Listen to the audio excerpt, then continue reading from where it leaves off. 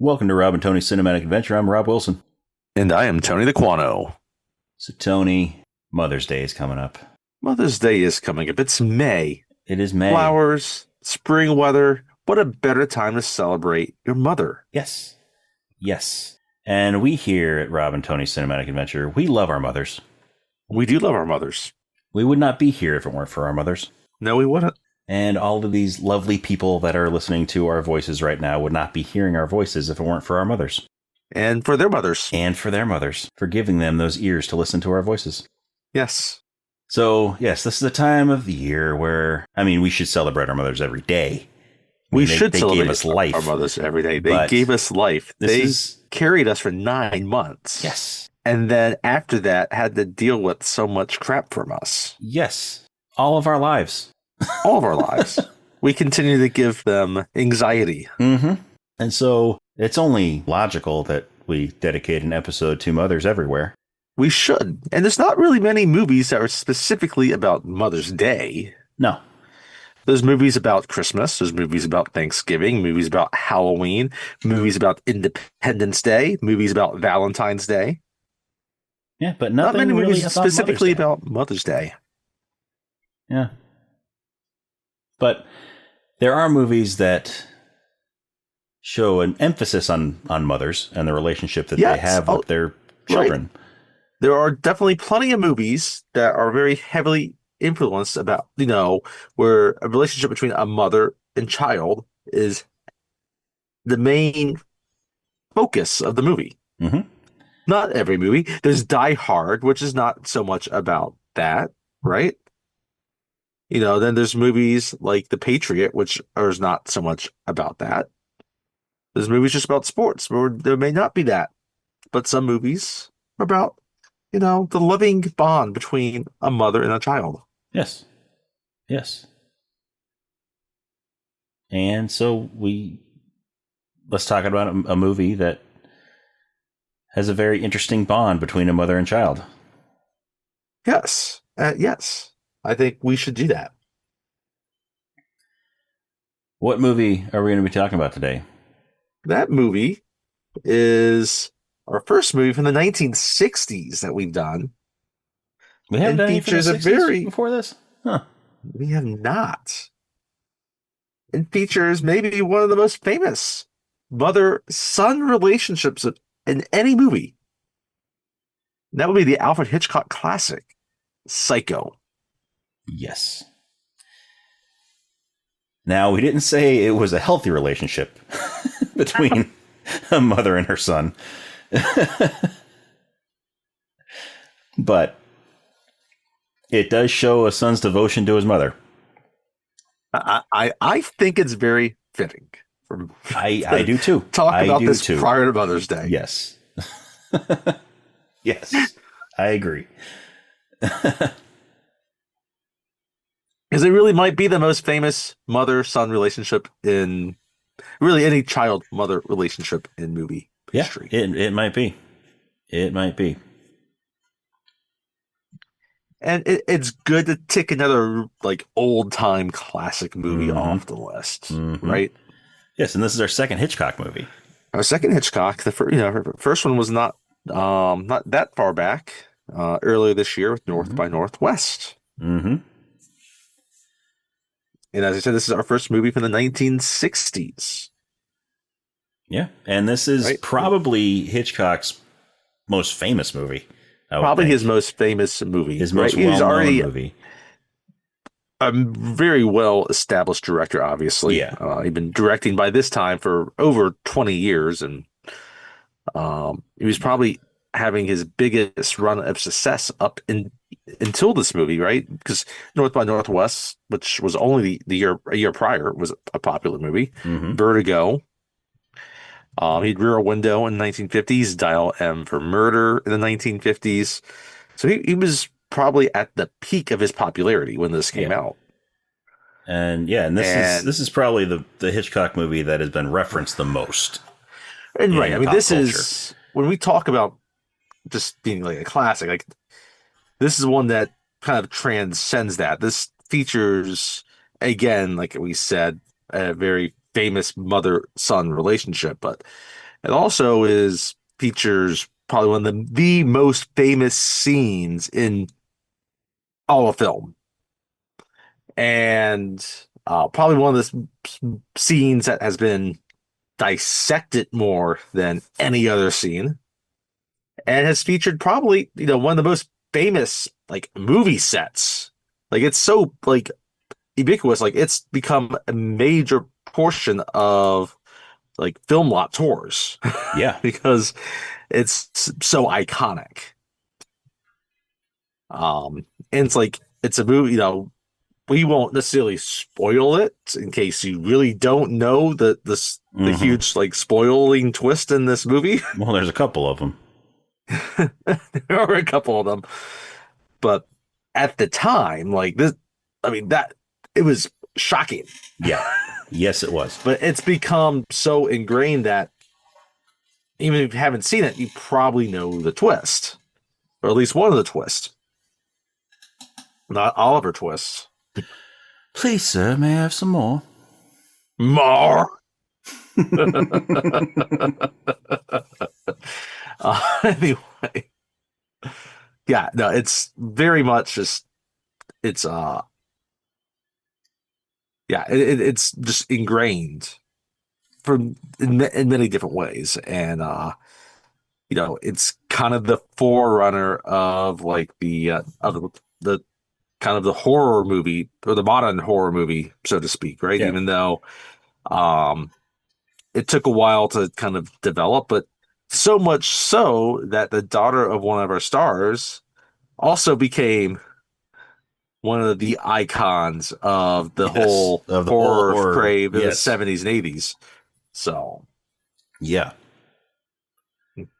that being Jamie Lee Curtis, her mother being Janet Leigh. Janet Leigh. Yes, thank you. Who was also a massive star at the time, Hmm. along with one of the other stars of the movie, Anthony Perkins, who was a big star at the time. And what I didn't realize is that, like, during promotion of the movie, like, Alfred Hitchcock wanted to preserve as much um, kind of the secrets to the movie so much that he forbade them from actually doing any press stuff before the release of this movie Really? in case they might let anything slip Hmm. about what happens. So he did all of it himself. And so, and it's really, at the time, it was probably one of the most controversial movies of all at the time. Oh, I can imagine. You look at it like now, you'd be like, you may not think it, but it really broke out a lot of taboos. It did. It And really it did. was, not just in terms of like violence, but sex and Violence against even shower showing, curtains. yes, even even watching a toilet full flush, Yeah. right? That we see the water going down a toilet bowl. Wasn't this the first movie that had a toilet flushing in it? Yes, it was. This is the first movie that showed the water going down a toilet, and that was a big deal. Mm-hmm. You fast forward a few decades later, and you're having you're having Jeff Bridges getting a swirly. Yeah. While somebody's peeing on his rug. So,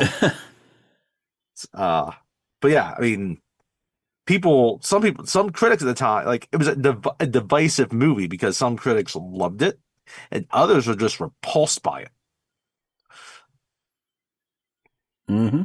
And it's funny, like in terms of like on-screen kind of like stuff, it's kind of tame by today's standard, but like subject matter is actually still kind of Yes. out there. Yeah, it is. I mean, it's still listed at the top of several like horror lists and stuff like that. Yeah, I mean, there's plenty creepy things about this, and a lot of that. And again, um, I don't want to go too far into spoiler territory in case there are fairly fresh going into Mm-hmm. this. Um, Don't worry, we'll get into all the juicy spoilers in a little bit once we get into that part of it. In which case, if you've not seen it and you really are largely not familiar with it, you probably should just go watch it, so you actually have that experience. Mm-hmm. The acting is very good. Yes, it is. The acting is very good in this movie. Just top to bottom, whether from our leads and then even supporting characters within this. And I was looking at some of the supporting characters in this, and it's interesting how quite a few of them would end up to go on one of our favorite TV shows that we frequently mention, Murder, She Wrote. Yeah. Which makes sense. This movie's 1960. It's only about 25 years before Murder, She Wrote premieres, and some of these actors at the time were probably around their, in their 40s. And so they were, by the time that came out, they were in the 60s or 70s and portrayed different roles with the greatest serial killer of all time, Jessica Fletcher. Yes. Angela Lansbury herself.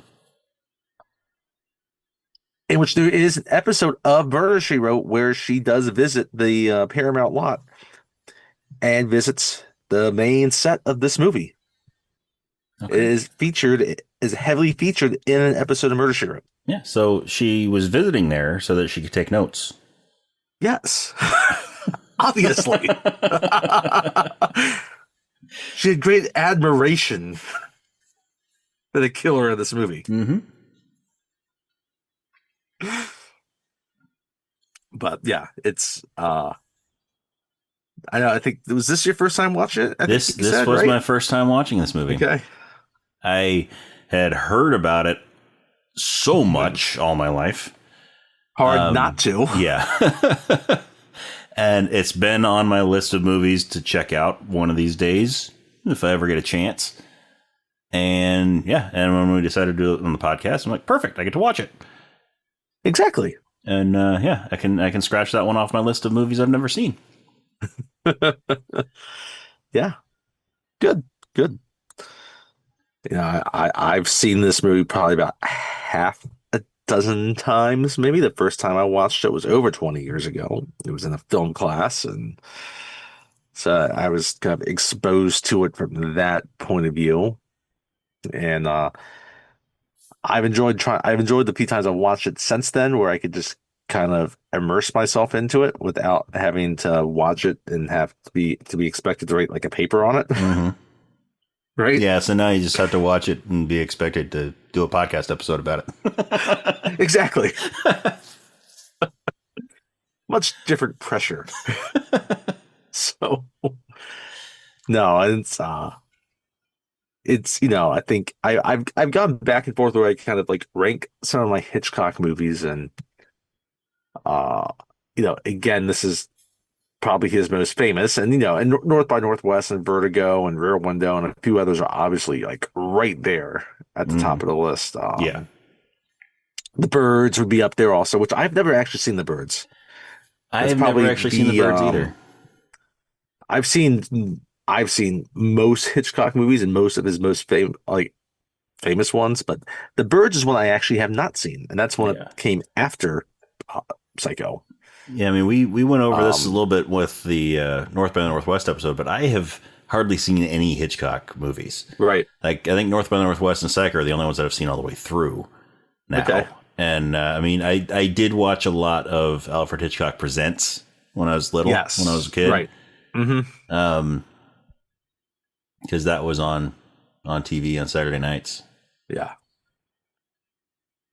It was nice. I think, I should say nice because, like, I guess we did have some anthology series growing up that were like new, right? Like Alfred Hitchcock Presents would still come on, and same with The Twilight Zone. Mm-hmm. I guess Tales from the Crypt would have been on also, but I think like we had Alfred Hitchcock Presents and they had The Twilight Zone at that time, right? And both fantastic series, obviously. Mm-hmm. You could understand why they decided to make a Hitchcock anthology type series like that. Yeah. Where he had just to do kind of short Hitchcock stories, right? Now, I have seen various remakes of Hitchcock movies. Okay. Yeah. Like, Right. yeah, There's I've never actually Disturbia. saw. Yeah, I never actually saw Rear Window, but I did see Disturbia, which is essentially a remake of Rear It's Window basically Rear Window. Yes. with Shia Just with LaBeouf Shia LaBeouf and David and Morse. David Morse and Sarah Romer, who I share a birthday with, by the way. Like, Interesting. to the day. To the day, To the day. yes. Like, she and Because I you were got to born find on. out We if were you're born born on at the the same same day. hour, minute, Exactly. and second. Yeah. I doubt that much, but we at least have like the same day there. Talk about mothers.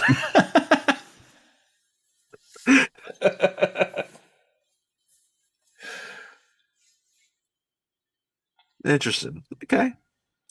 Yeah. Well, I mean, this movie also has a very I should say very famous remake because it's probably kind of forgotten by now. But at the time, it was a big deal that it was a, basically a shot for shot remake, Mm-hmm. but with Anne Hesh and Vince Vaughn. It's fun. I remember when that one came out. It did not do well. Nope, it It, did it not. flopped It did pretty not. hard. Yes. Showing that just because it's shot for shot doesn't mean it's necessarily going to be a good movie. Yeah. So, I thought it was about anyway. I It forgot what it kind of was. makes That's me want to okay. watch it now just to see. Yeah, yeah, I've never seen it. You know, maybe it. I'm intrigued enough to like just to see how it fails Mm-hmm. beyond like acting and other things, but Yeah. and the surprise being pulled out of it, and but it's Yeah. but yeah, to get back to just Hitchcock himself, right? And it's again, this was at the height of his popularity, but like it was actually kind of filmed on a pretty small like a budget. Um and Hitchcock had like negotiated like his contract about how he could get potentially paid for it because the studio realized how subversive this movie was and like that it was risky that this could actually just be a flop because of Mm-hmm. how brutal this movie would be. Yeah. But it ended up being a big hit for them. And then, as we talked about, it is an iconic movie. Mm-hmm. It is. And there are scenes in here that have been just um, either parodied or just referenced or featured just in so many different, whether it be commercials, TV, movies, music, across the board. Mm-hmm. So, I think it's good that he watched it now too, because, it's to put that full picture of it together. Yeah. Yeah. And, I wanted to bring him up when we are talking about some of our supporting actors in this. Um, One of the ones I almost always kind of forget that he was in this is Martin Balsam. Yeah.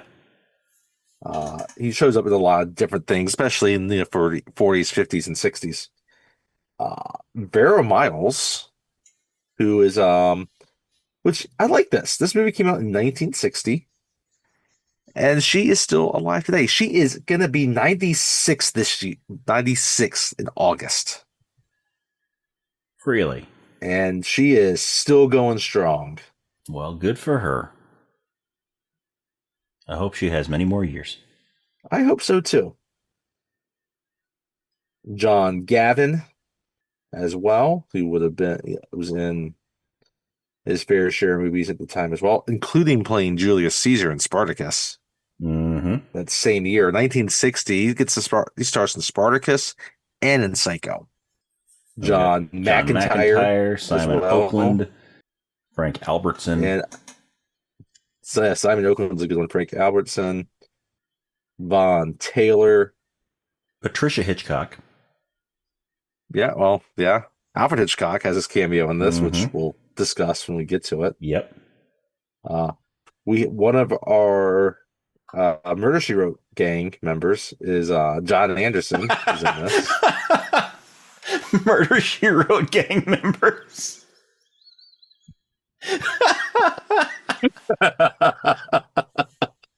It's the Murder She Wrote gang. They sound kind of serious, don't they? They do. They do. Maybe that's how she was able to pull this off. She actually had a gang Maybe. assisting her and helping cover things up. It would make sense. That would make sense. It makes a lot more sense now. We figured it out. Figured out how she got away with it for so long.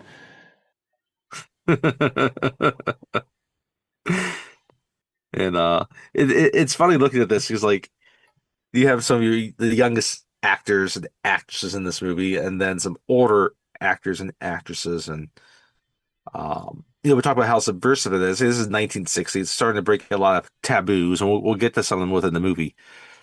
But you could see that kind of blend, and we talked a bit about this with North by Northwest in terms of kind of that older stage style, theater acting style, Mm-hmm. and that newer style, right? Yeah. You still kind of see a little bit of that blend with the different actors and actresses in this. Yeah, I mean, this was a little bit more into that transitional period than North by Northwest was. But there's a couple characters in particular that where you could see like the actor actress really be like they could tell they were trained Mm-hmm. in that old way. Yeah, right. And it still all works really well. So it does. But yeah, I've always enjoyed revisiting this because there's a lot to dissect in it, and I don't think we'll get into a lot of the psychoanalysts of this movie and breaking down the themes, but there's a lot to break apart. Again, Mm-hmm. we're doing a complicated mother-child relationship. Yes. For Mother's Day, and it'll be there's plenty to be said about it. So yeah. So ready to get into it? I'm ready. Let's get into it. As always, spoiler alert, we are going to be talking about this entire movie, beginning, middle, and end. So if you have not seen it and you don't want to be spoiled, pause the podcast, watch the movie, and come back and listen. If you have seen it or you just don't mind being spoiled, keep on listening.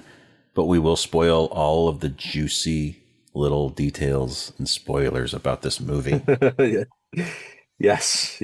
I like that. Juicy.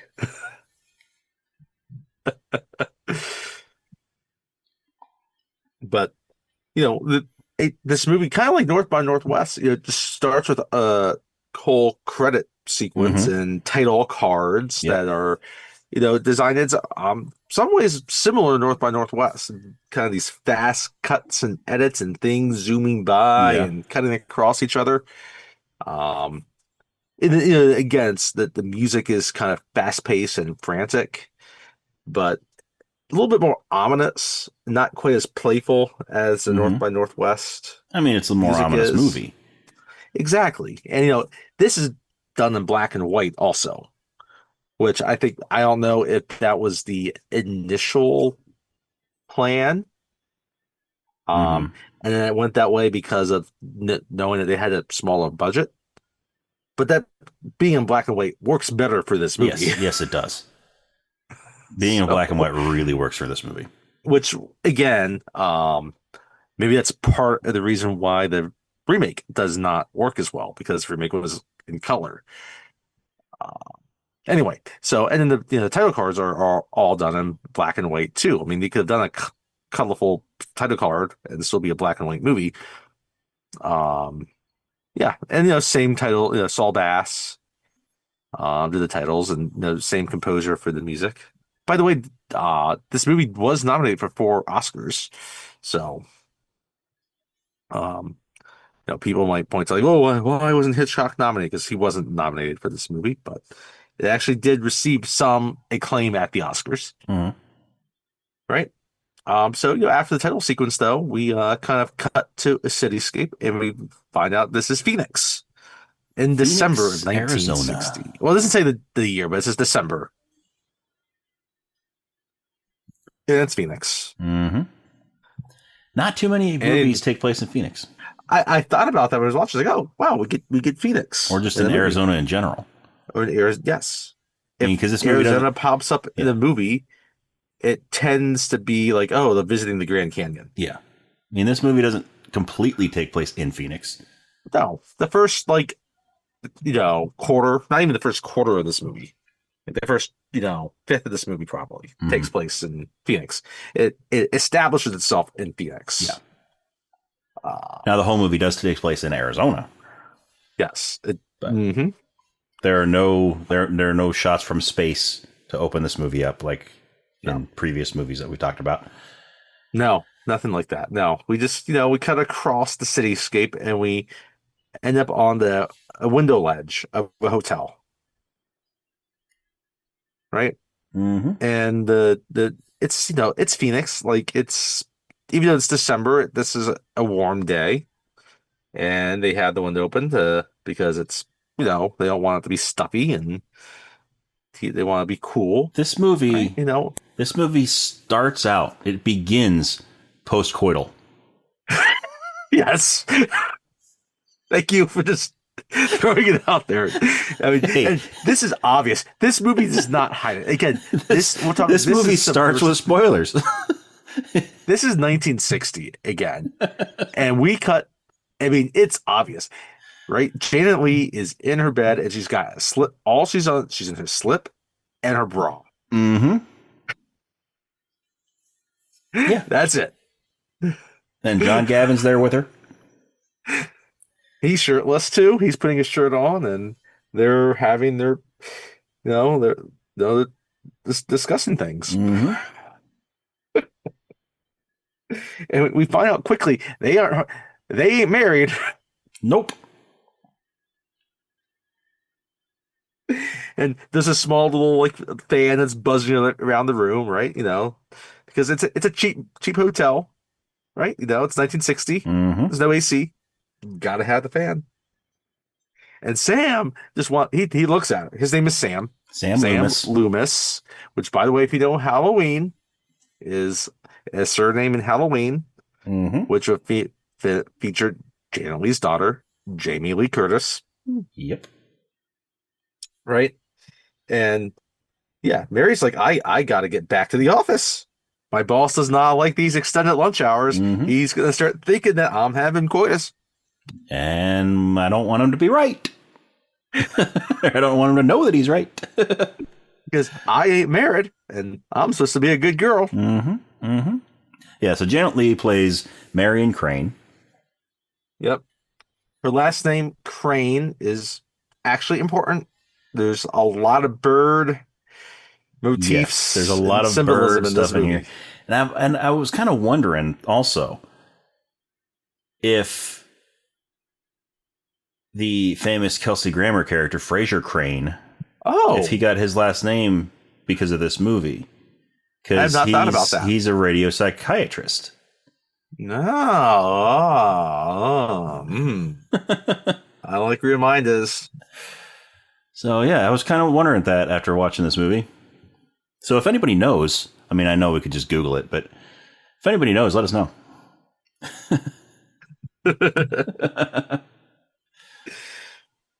So she's getting ready to get dressed and go back to the office, right? And Sam's like, call your boss. Tell him you're taking the rest of the afternoon off. It's a Friday. It's hot. And Mary's just kind of sarcastic, like, what would I do with the rest of my afternoon? I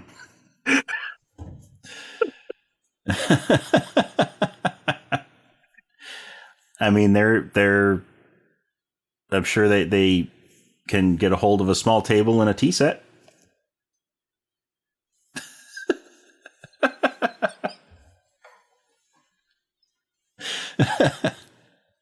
Ooh, boy.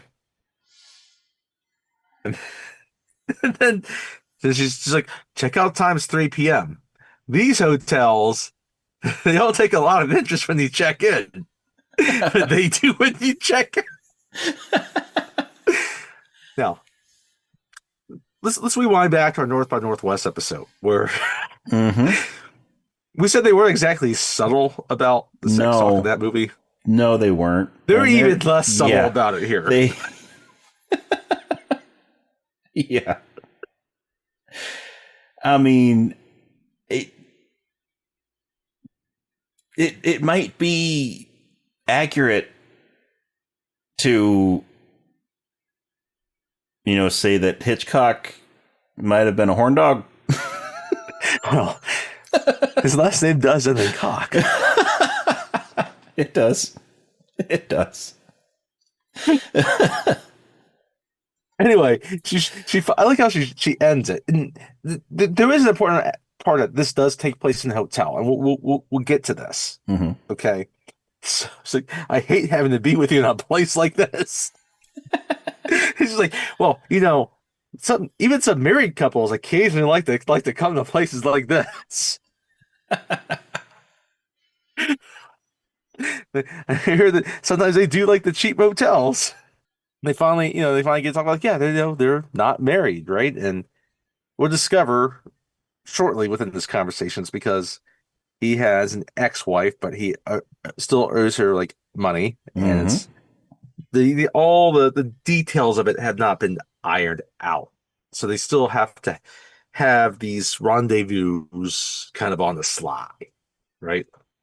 And he does not live in Phoenix; he actually lives in California near Bakersfield, right? And he's kind of okay with their situation. He just says, like, well, my dad said you can't change the situation, you just kind of laugh at it, right? And we finally get to the point where Mary, she's like, this is the last time that we meet like this. Like, we can't be secretive anymore. Like you come down on these business trips and steal my lunch hours away from me, right? You know, her main point is like, I want to get married Yep. to you. Yep. It's like, well, I'm still in debt. I can't pay off everything I have. Like, once that's done, we can get married and we can do all sorts of dirty things together as a married couple. But until then, we're going to be having tea parties in cheap motels at 1 o'clock in the afternoon. Maybe we'll invite Zed.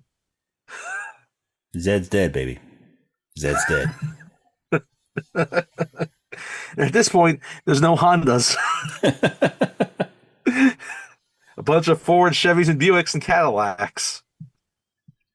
Anyway,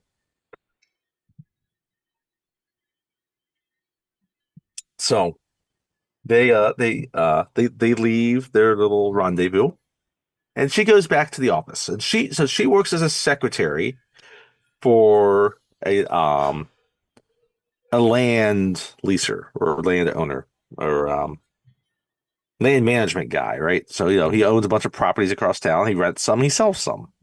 Right? He runs a real estate office, basically. Real estate office. Thank you. I don't know why I was having so much trouble coming up with the word. Anyway, so she gets there. He's not there yet. The other secretary is there, right? And they're talking, and we find out that this other secretary is recently married herself. And I love how she just casually says, like, "Oh, my mother gave me tranquilizers for the honeymoon." She doesn't say it in that many words. She does say tranquilizers, but you pretty quickly get the gist that why her mother gave her tranquilizers.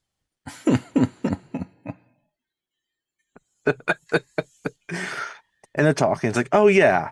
And what's the boss's name? Let's see. The boss's name is that Cassidy? Is that Tom Cassidy? Tom Cast, yeah. Played by Frank Albertson. Right. And she's just saying, oh yeah, like, he is, he's meeting with that guy from Texas, he's buying this certain property, and, the deal should be done, and, they're going to be back soon type of thing, right? And Caroline at this time, sorry, Mary at this time just wants like aspirin. Right? She has a headache, which is why she's the tranquilizer thinking like, oh, I only have these tranquilizers Yeah. in my mother. No, Cassidy is the guy that's buying it. Sorry. Oh, Um, it is Lowry, George Lowry, played by Von Taylor. okay. Tom Cassidy is played by Frank Albertson, and he's this again classic like Texas oilman is what he's supposed to be. And he talks about how he buys off on happiness. He doesn't buy happiness; he buys off on happiness. He's not saying the money's going to necessarily make you really happy, but prevent you from being unhappy, Mm-hmm. right? And he's buying this house, $40,000 for his daughter, who recently turned 18 and is about to get married. And he's sitting on Mary's desk or Marion's desk and flirting with her, right? And he's not buying this house with a check or a money order. No, he's paying with $40,000 in cash. $40 thousand And this dollars is in cash. This is and everybody in 1960. the office is everyone there is like cash and like Caroline's like it's like oh my. So, and he's like she says I declare. And I he's like, declare. I don't declare. That's how I get to keep it. Yeah. Aging the IRS.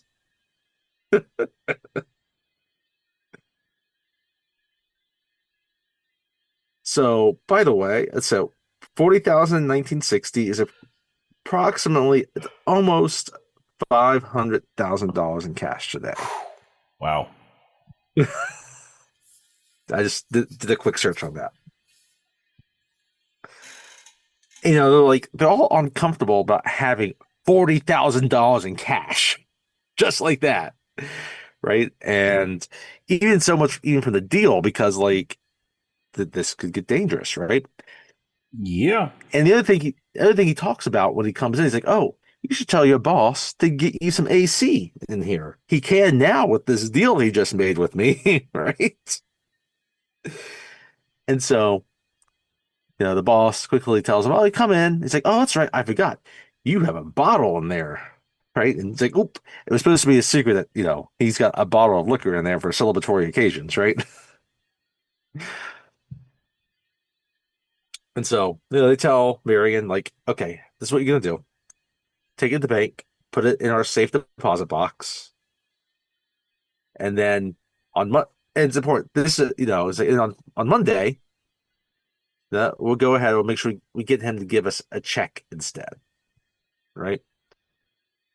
It's like, oh, okay. Mm-hmm. And so it's like, just draw up the papers for the paperwork for me. And he's just like, okay. So she draws it up. She goes into the office that they're in, and which, by the way, he's got AC in his office. He does not have AC for his secretaries. Well, I mean, it was the 60s. Secretaries It weren't was the as 60s. well Yes. taken care of as they are now. And so she gives him the papers and she asks, like, if you won't mind, I've got a headache after I, you know, stop at the bank and drop this off. I would like to just go home and rest. She's like, oh, I know that's okay. The guys was like, oh yeah, that's fine. We're actually, just take the entire afternoon off. That's fine because you know what? We're about to get out drinking anyway. Like he's gonna leave the office. There's not gonna be anything to do here, right? And so she leaves the office. She puts the cash into her purse Mm-hmm. and she leaves. But she doesn't go to the bank. She goes Nope. home. She goes home. And while she's at home, we get to see her in her brassiere again. There's no Sam this time. It's just No, herself. She's just her. walking around her bedroom. Just her. She kind of enjoys walking around in her brassiere in this movie. Yes, she does. Because this is not the last time that it happens. Not the last time it happens. Right? And I love how, like, she just has the cash in her purse just on the bed as she's walking around her bedroom in her brassiere. Mm-hmm. Right? And then she keeps staring at that purse. It's speaking to her, right? Like, what's she thinking about with this cash? What's she gonna do? Well, she decides, you know what? I'm gonna go visit my friend Tom up in California. I'm gonna go visit him. So she gets completely dressed, grabs that purse and the cash. She gets in a car, right? Mm-hmm. And she's leaving town. She's leaving Phoenix, and she's at a traffic light, an intersection. She's at the front of the line, at the front of the traffic light, and she sees her boss and that oil man walking across the street. And she forgets for a second that she's supposed to be home for the weekend. She kind of waves at him, and he stops and stares. And then she realizes, oh, Yep. I got caught. Yep. But she continues on. Like he just walks on by. Like he looks at her and just kind of you can see it like things turning in his head, but he walks away anyway. He's not gonna make a big deal out of it right now. Right? But she now, for the rest of this drive, can't get this out of her She head. can't Like she is stop thinking about it. right. She's like, I'm caught. I'm in trouble. She's freaking out about it. It gets to the point where she basically, at some point pulls off on the side of the road. It's nighttime and just falls asleep on the side of the road. Well, in her car. So now, in her car. Yes, yes, yes. She falls asleep on the front seat. And again, it's kind of possible because this is 1960, right? Mm-hmm. The 1950s car where, you have this one long bench sheet in the front, right? You don't have the center console where, right? You have the emergency brake and you have your gear shifter, right? In the middle, right? So she's able to kind of use it as like a bed and she falls asleep. And then, we cut to the next morning. Now it's Saturday now, right? Yeah. And we an exterior shot. And we see this car. And again, you can tell this is like the desert, right? Because it's outside of Phoenix, going towards California. And it's Arizona. There's not a whole lot of Arizona that's not desert. Yeah. I mean, it's basically Phoenix and Tucson and then a lot of desert. And then Phoenix and Tucson are basically desert. Mm-hmm. They might be cities, but they're basically desert. Yep. So, yeah. And this car pulls up, and then it sees that this car is parked on the side of the road. It stops, it pulls behind it, and we realize it's a cop car. It is a cop car. She has been caught. She's been caught sleeping on the side of the road. But this cop has no idea that she has $40,000 in her purse. No. And he wouldn't think that necessarily, right? He's just seeing here's this car. I don't know. I mean, when I look at a woman who's carrying a purse, my immediate thought is there's $40,000 in that purse. Every purse that I see is a purse that contains $40,000. You're not thinking what she looks like in her brassiere? No, I'm thinking there's $40,000 in that purse.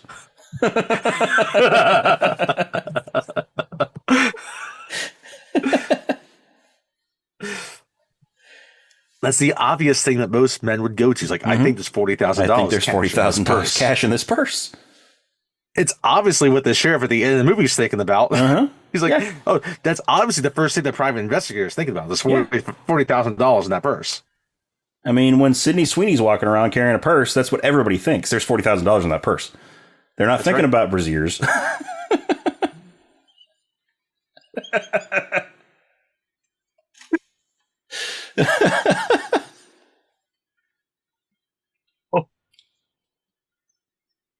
Oh my. This is wonderful. Yes, you never know where we're going to go with things. Nope, you don't. You don't. So anyway, the cop, he taps on the window, right? And it takes her a while to wake up. Right? It takes her, 20, 30 seconds or whatever. And she gets up and her first reaction, is she sees this cop staring at her with these dark, large sunglasses. Is just to drive off. It's like, oh, hold up. Right? So first he's just checking to make sure she's okay. Yeah. Because this is obviously not often that he finds a car on the side of the road with a woman sleeping in Yeah. the front seat. And obviously he doesn't want her to be walking away with her $40,000. Exactly. It's like, you know, and she does not really handle the situation all that well. She doesn't play it off. She's like, "Oh, I was just driving. I got sleepy." Right? Yeah, no, I got sleepy. she is suspicious as hell.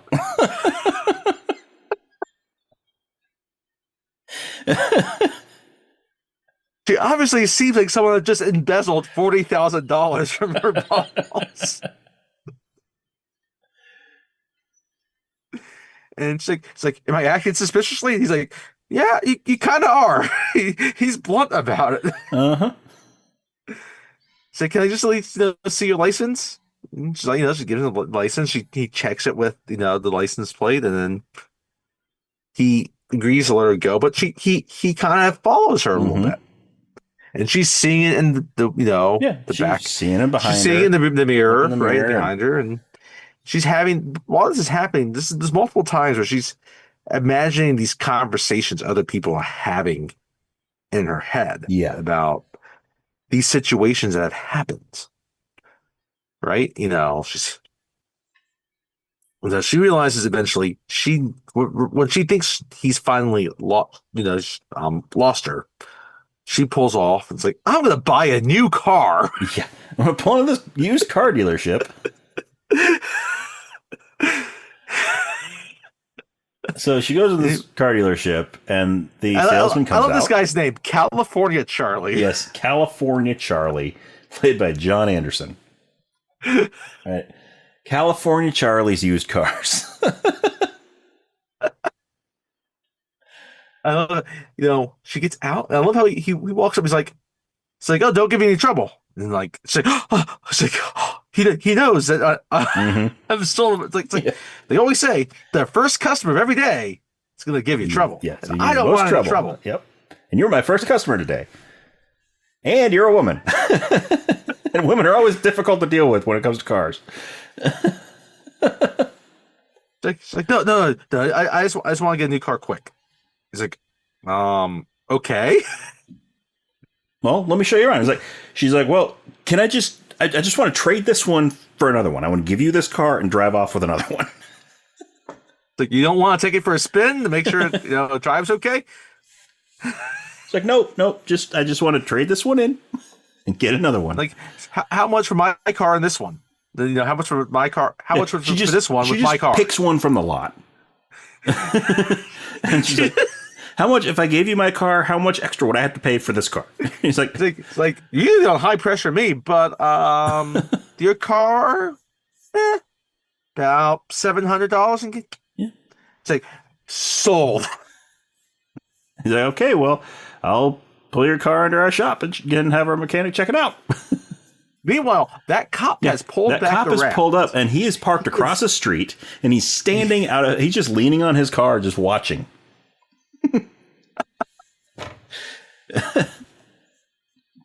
And she looks over and she sees him. And so, after they take her car in, to make sure, check it out, make sure it's properly working, right? She's like, do you take cash? He's like, yep, we take cash. She's like, I assume that you can prove that car is legally yours, you right? have the pink slip, right? She's like, yep, I have it. It's like, do you have a woman's room? It's like, yeah, it's it's over there around the back of the building. So she goes in, she gets her purse, she puts it on the sink, pulls that envelope out with the $40,000 in it, pulls $700 out of it. And what I like about this little bathroom, again, this is 1960.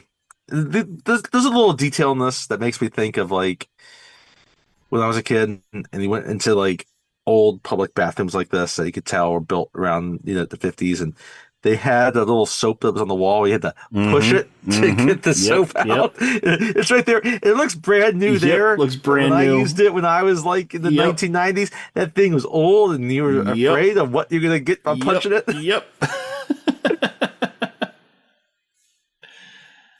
I was thinking the same thing. I saw that soap dispenser. I'm like, oh, I remember those.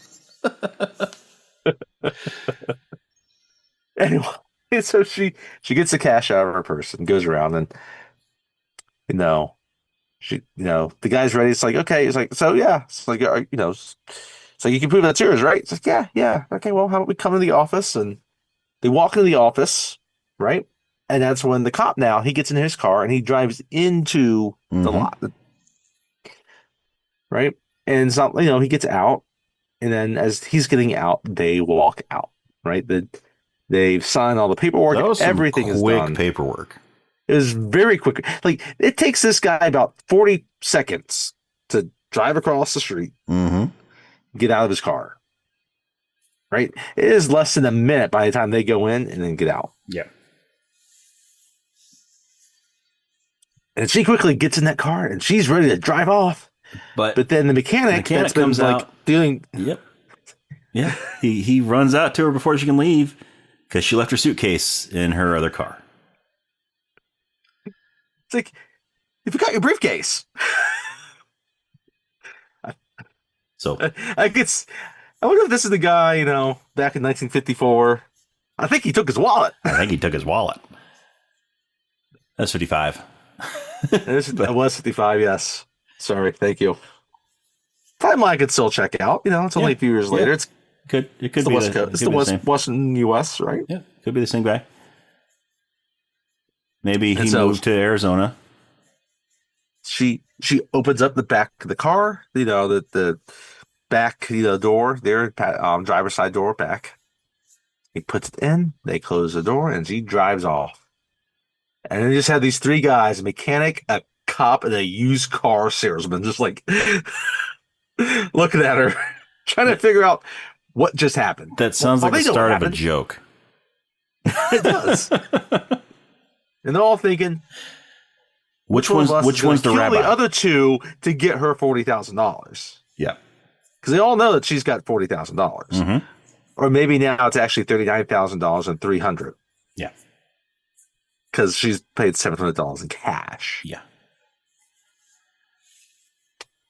So, and again, she has. Because they all saw her purse. They all saw her purse, so they know she has $40,000 in there.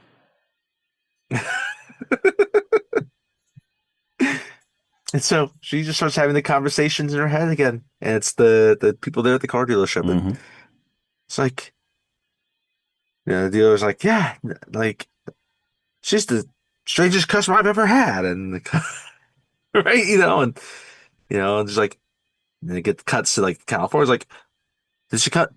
No, oh yeah, where's Marion? Like, oh, she hasn't come in. Oh, that's strange. She should call her sister, right? Like, oh, her sister hasn't heard from her either, right? And she keeps spiraling about these conversations. Yeah. She's getting closer to Sam's, right? Her boyfriends. But now it's a torrential rainstorm. It is pouring, and it's nighttime again. It's nighttime, and this is like I guess it's not really a 2-lane road, but like there's no like median, right? Like 2 lanes on either side, so like you're still seeing the other headlights coming. Like the wipers are going back and forth. It's a hard thing to drive in, right? And she's already freaking out about everything that's happened until she sees some neon lights. She sees a sign on the side of the road. She sees a neon sign for the Bates Motel. Bates Motel. And there is a vacancy. Lucky her, there's a vacancy. There's a vacancy at the Bates Motel. It's a rainstorm on this road, and there is the Bates Motel, and there's at least one room available. Right? At least one. Right? Maybe it's the last one. We don't know. We just know that there is a vacancy. Right? And so she drives up, and you can tell, like, it's a true motel. Looks like it's 2 little buildings. The one main one, and there's like a small one that has 2 or 3 other rooms in it, right? Looks like there's there's a total 10 to 12 rooms. Yeah, so there's a total of 12. It's total 12 because we see the keys later. He says there are 12 cabins. 12 cabins, yes. So she pulls up right to the lobby, right? And she gets out, and she can see kind of behind here, like there is a large old house. Yes, there's a house on top of a hill. I got to pause. I should have talked about this in our little pre-show. And we can talk about it later. Like this house is a creepy house. Like even now, Yes. before we see inside it, it's creepy Yes. looking.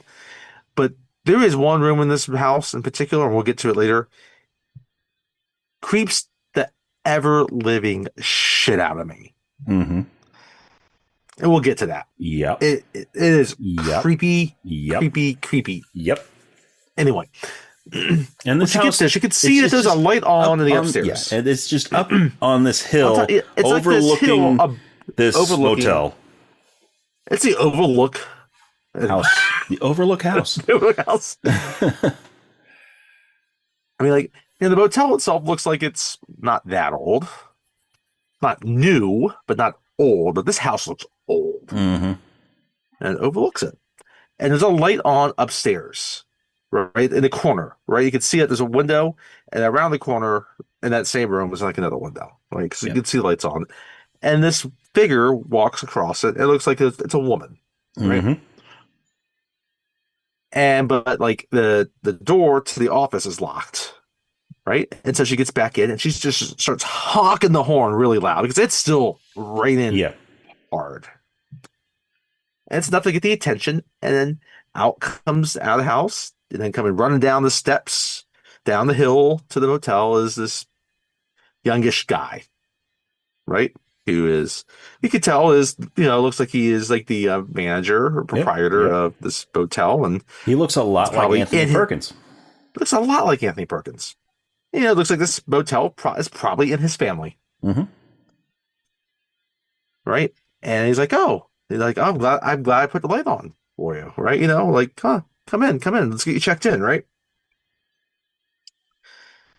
And, if he, said, quick, let's we don't get many people anymore. Now the highway is moved. They moved the main road. It's like, oh, yeah, I thought I got off the main road. It's like, yeah, no, like, we don't see many people anymore. But we have 12 rooms and 12 cabins, 12 vacancies. Right? And they're starting to have a little chit chat as they are starting to sign her in, right? He gives her the ledger.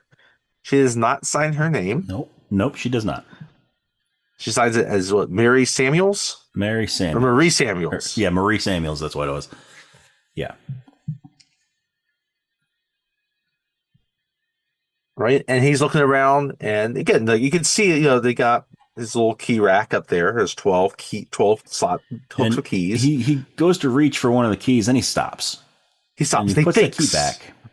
And then he's like, I'm going to give you cabin 1. It's right next door to the lobby. Door. If you need anything, you can easily get me. Yeah. It's like, no, that's fine. It's like, it's like, and they're just talking. It's like, oh, like, and she just asked, like, oh, is there any place near here for, for like some food? It's like, oh, there's a diner about 10 miles up the road outside this town. It's like, oh, I'm near, and she recognized the town quickly as the town that Sam lives in. Yeah. Like, oh, I'm that close? I realized I drove that far. Right? So, oh, yeah, it's like, it's like, and he kind of talks about like, oh yeah, it's no, he gets kind of back to talking a little bit about how like, it's no good dwelling on our losses and how we don't have as many people here as we used to, and that she's the only person that's staying here this night in this rainstorm. Yeah. Right? This big, big rainstorm. Fairvale, that's the town. Fairvale. Yes, Fairvale. Right? And so he's like, oh, how about I'm going to get your bags. So he goes out, he gets her bags in the car and brings her into her room. Right? And so he's showing her around. He's like, you got to. And he's like, oh, it's stuffy in here. And he opens the back window. Mm-hmm. Right? And showing her around. It's like, there's the like, it's like, oh, that's over there. It's like the bathroom. The bathroom. yeah, that. Because that's such an unmentionable place, the bathroom. Yes. The bathroom. It's such an unmentionable. I know you're gonna take a massive deuce in there and sneak it up and clog my toilet. And then we're gonna have to flush it on camera. But your bed's over there. You got a dresser. You got a closet with hangers. We have a desk with Bates Motel stationery to make your friends jealous. Mm-hmm. I love that. To make your friends jealous. But Anthony Perkins is so good here because he's kind of charming, Yeah. but also awkward. Yeah. But like the initial meeting of him is like seems like a semi-normal person, right? Then before he leaves, Outside of some, yeah, go ahead. yeah, but yeah, he seems like a somewhat normal. I mean, he seems like somebody that works a motel at night. Motel at night, friendly, but off a road, friendly, same kind maybe of, slightly maybe a little socially awkward, but maybe slightly awkward, but not disturbingly so. Yeah. He definitely doesn't seem like the kind of person that would do what he ends up doing later. Well, anyway, what happens as he's leaving? So as he's leaving, before he leaves, he asks her if she wants dinner. If she wants to have dinner. And it's like, oh, I think I might just go to bed. But he's like, well, I don't get many people around here. It'd be nice to have a conversation. It'd be nice to just make some sandwiches. Somebody. I can go up to the house, make some sandwiches, and bring them down here, and we can eat over in the little side room in the lobby. Yeah, I might even bring crumpets and tea. Yeah. And so she's like, oh, you know what? That sounds nice. I'd like that. Yep. And so as she, he leaves and it's like, yeah, I'll meet you over there. I'll meet you over in, about 5 or 10 minutes. Right. And so, she's just doing a quick change out of kind of the wet clothes into something slightly more comfortable. And as she's doing this, she hears this yelling going on in that house. She hears a woman's voice yelling. She is screaming at her son, Norman. And then we hear Norman talking. But mother, she's nice. She's a nice woman. She's our customer. She's, She, it was a storm. She needs a place to stay. It's not safe to drive in the rain. It's like, and the mother's like, I know what those women want. Right? And he's like, sandwiches?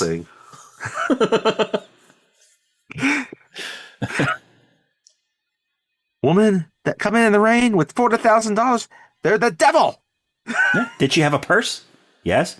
Then she had $40,000.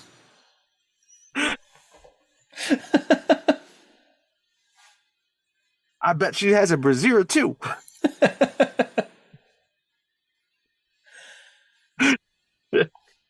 But anyway, so Norman, after the little argument with his mother, comes out of the house. He defies her. Yes. He comes down with a tray with sandwiches and a pitcher. Yep. And the rain has now stopped. Right. And they meet right outside the between the cabin 1 and the lobby, right? He's like, I'm sorry about my mother. It's like, how about we just come in, we'll go to the back parlor, in the lobby here, and we can have these sandwiches. Mm-hmm. Right. And so they go in, and this little parlor, this parlor is creepy. The lobby is a regular motel lobby. Yeah. This parlor room was a regular motel room.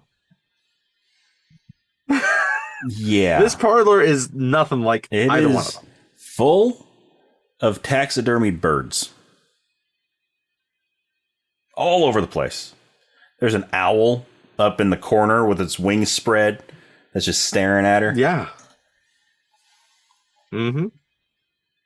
And, she walks in, she's looking at all these stuffed birds. She's like, oh, please sit down on the sofa. You want to know? Taxidermy is my hobby. Yeah. He's like, I know this can it's actually quite be kind of shocking, but you just need, outside of some sand, and you just got to pay for some chemicals. So like, really? Well, it's not really a hobby. I guess, hobbies is meant to, pass the time, not fill the time. Fill you the time. Oh, okay. Huh. Now he's starting to get a little bit creepier. And then he's just like, and then he's like, it's like, looks at her, it's like, you eat like a bird.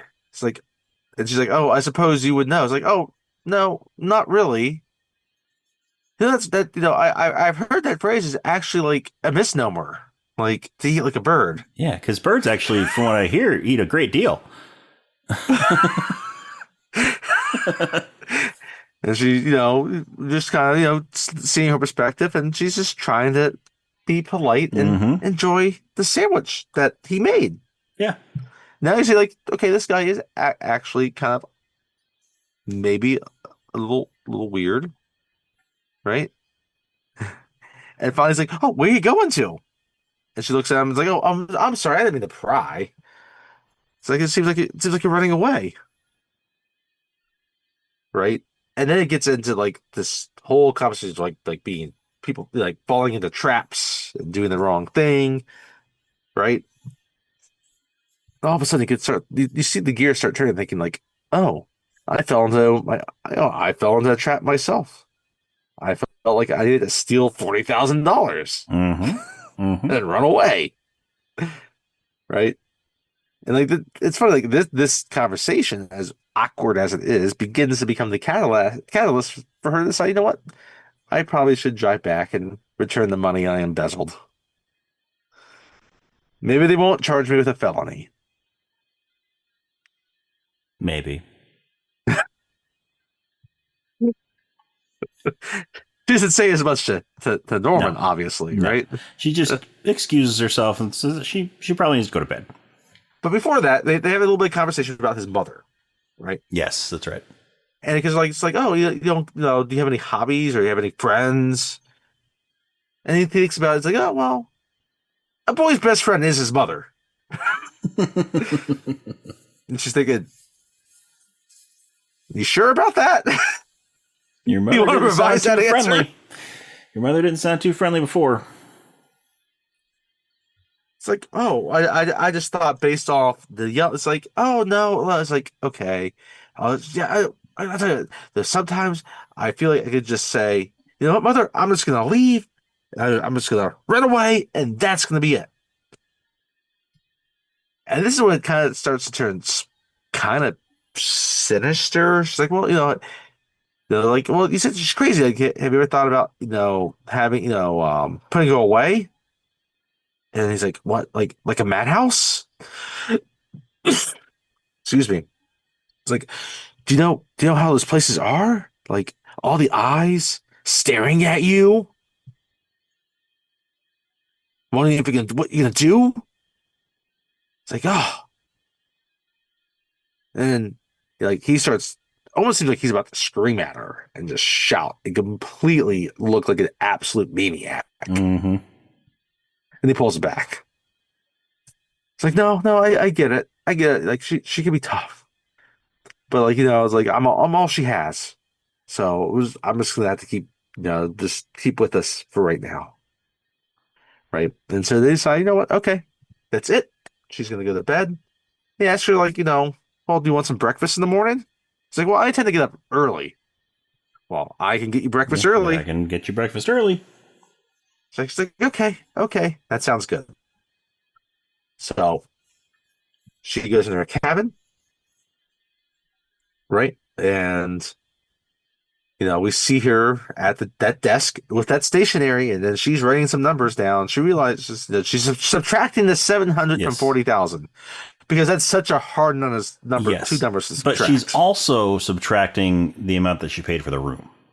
Oh, that's right. So she's got math going on this Bates Motel stationery. Yep. She then rips off the stationery. She crumbles it up. She rips it up. And she puts it in the toilet. Mm-hmm. And you're thinking, you're not supposed to put paper in a toilet. Nope, you're not, unless it's toilet paper. But regular paper is not toilet paper. What are you thinking here? This is not good. No, it is going to clog the septic tank. And Norman's going to have to clean that up. Yeah. By the way, so I bet when she signs the ledger, the last date you see in there is like April. Mm-hmm. Now, this is not, now, we can talk about that later, but the last date we see is April. She flushes the toilet, and then again, we get a camera shot of the water going down the toilet with the paper. Yep. Your first toilet is right. First time that a toilet has been shown flushing on a movie. Too bad there wasn't a big old deuce in there. No, that one will be about another 5 years before that happened. So then she starts to get undressed. She needs to take a shower. But then we cut back to that parlor, that creepy parlor, which has these pictures of like, what's that woman from Daniel that gets spied on by the old men and they try to trap her. I can't think of her name right now. The Bible. There's a painting. Bathsheba. No, that's David. But he takes it's David, yes. But I'm gonna be stuck on this and I can't do it. He takes the painting off and there's a hole in the wall. Why is there a hole in that There's wall? A hole in the wall, and then on the other wall, like on the other the wall beyond that, beyond the bigger hole, there's a small hole. And that wall just happens to be the wall of cabin number 1. And he's looking through that hole, and he's watching Marion strip down to her brassiere. Mm-hmm. And she's walking around the room in her brassiere. And then he puts the painting back up on the wall. And he starts Susanna. Yes, Susanna. That's the name in the picture. And so he thinks he puts it back on. He starts thinking. And he looks up at his house. They see him leave, and he goes back up the steps to the house. And back on the wall, like Marion, she's just doing her thing. It's late. She wants to get a shower and then go to bed. So she goes. Perfectly acceptable thing to do. So she goes and she gets in the shower. And she starts washing herself. We see this, right? The first shot we get is just the water coming down from the shower head. And then we see her face, the water coming down. I mean, a motel like that, that's excellent water pressure in that shower. It's an excellent water pressure. It's actually quite a nice shower head, too. Yeah. I mean, I've stayed in motels like that, and they do not have that good of water pressure in the shower. No, they don't. No. It's like the water pressure in Planes, Trains, and Automobiles where Steve Martin just gets soap in his eyes. Yeah, if you're lucky. By the way, did Dale Griffith sell the shower curtain rings? He might have. Maybe he knows Norman. Maybe. We gotta stop this place, the Bates Hotel. I sold Norman all his shower curtain rings. He's gonna need some new ones soon. Yep. Well, he won't necessarily need some new shower curtain rings. He'll need a new shower curtain. Because the rings stayed pretty solid. Yes. Because Del Griffith sold them to him. Best in the business. American Light and Fixture. Shower curtain ring division. Not expect that to come up in this one either. He didn't either. Should have expected it. Should have. One of 2 movies I think about with shower curtain rings. Anyway, so she's taking a shower, right? And she's not she's getting clean, but she's also just enjoying a hot shower with good water pressure. Yeah. Like, I don't blame her. It's been a long day. If I'm staying in a cheap motel, I get water pressure like that. I'm sure as hell enjoying that water pressure. Exactly. Right? And I mean, there's some heat coming out of there too. Like, it is some hot water because there's steam. It's steaming. All that coming up in there. So, I mean, they spared no expense on that shower. So we finally cut, though. We're again, how the room's set up, you come into the room, right? And then the back and the right, kind of behind the closet, is the bathroom. And then cabin 2 would be on the other side of the shower. Yep.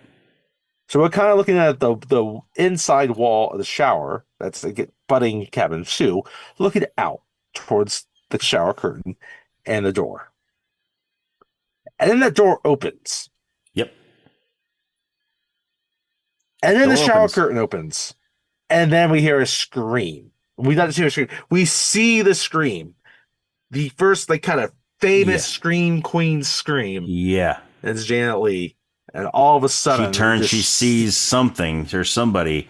And it looks like this is dress and this like, and we see it's kind of shadowy, but we see the silhouette of what looks like, a gray, done up hairdo with this like nightgown kind of robe on. Night dress kind of. And you get the famous kind of psycho music going. Yep. And this knife this coming down. Butcher's kitchen knife just keeps coming down. And it's famous scene, like, it cuts back and forth to make it almost give this appearance of like you're actually seeing it like penetrate. Yeah. Which you never do. You never actually see it. Yeah. You never actually see her get stabbed. But the knife comes down and up and down and up and down. And then this is one of those dissected scenes of any movie. And then you see her fall. And as she's falling, she grabs a shower curtain and rips it off the rings and falls down into the shower. And you see blood coming out. But they use chocolate syrup. It's not real blood. They didn't actually stab her for real blood? No. It was a black and white movie, so they used chocolate syrup to simulate the blood. Right. And you see it just going down the drain. So now we've seen stuff going down the toilet bowl. And now we're seeing blood go down the drain in the shower. Toilet drain. But then like it's kind of a cool effect because it takes the spiraling of it going down the drain, and that segs into her eye and it spirals back out. And now she's dead. Right? Which was a massive shock at the time. Because she was like the main character of this movie up to this point. Yeah. And like this movie was following her. She's one of the most famous characters. And this movie has been following her the entire time. And you're thinking like, how is she going to get through this? And like, she doesn't. Is she, and you're just kind of thinking maybe it's, the reason why it's called Psycho is like she has to escape the psycho. Well, she doesn't escape the psycho. Nope, she doesn't. Right? So then the person who did the stabbings runs away. Yep. And eventually you see her face. And you can still hear the water. The shower is still going. Right? And you just hear, "Oh, mother, no!" And then we see Norman come running in. Just running down those steps and into there. And he's got this shocked look on his face. He hits a picture on the wall that is of a bird that's right outside the bathroom. And he finally decides I gotta clean this up for my mother. I love my mother. Yep. She just murdered this nice girl that has $40,000 in cash. That's in the newspaper, which we didn't say that. She put the cash into a newspaper. She took the cash out. She puts it on the bedside table. Yeah, she took the cash out of the envelope that was in her purse and wrapped it up in a newspaper and put it on the bedside table. When she goes to the car dealership, she sees that cop had followed her, and before California Charlie comes out of there, she goes into a little newsstand, newspaper box, right? She pays, puts in her coin, and she takes out the daily newspaper, right? And I mean, she knows that as soon as somebody sees that purse, they're going to know there's $40,000 in there, so she can't have the $40,000 in the purse. But they look at a newspaper, they just think it's the newspaper, yeah. So, right? So, she puts it on the bedside table. And now all of a sudden, he goes back to the office. He gets a bucket. He gets a mop. And he starts cleaning things up. He takes down the rest of the shower. He takes down the shower curtain, wraps her up in it. Wraps her up, takes her out, puts her in the trunk of her car. Yep. He's looking around. He's making sure no one's pulling up to the motel. Right? And he just starts cleaning the thing. Like he mops it, right?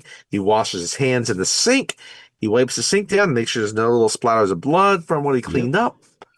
Right? He goes and he packs up her suitcase, and he takes that out. And he takes all the clothes that she kind of hung up, puts them in the suitcase, puts them into the trunk again, and he goes back in once more. He looks around. And for a while there, it keeps cutting to that newspaper. Yeah. And you're kind of thinking, okay, maybe this is the thing that's going to trip this up. Yeah. But then he sees it. He sees it, and he goes and he picks up that newspaper.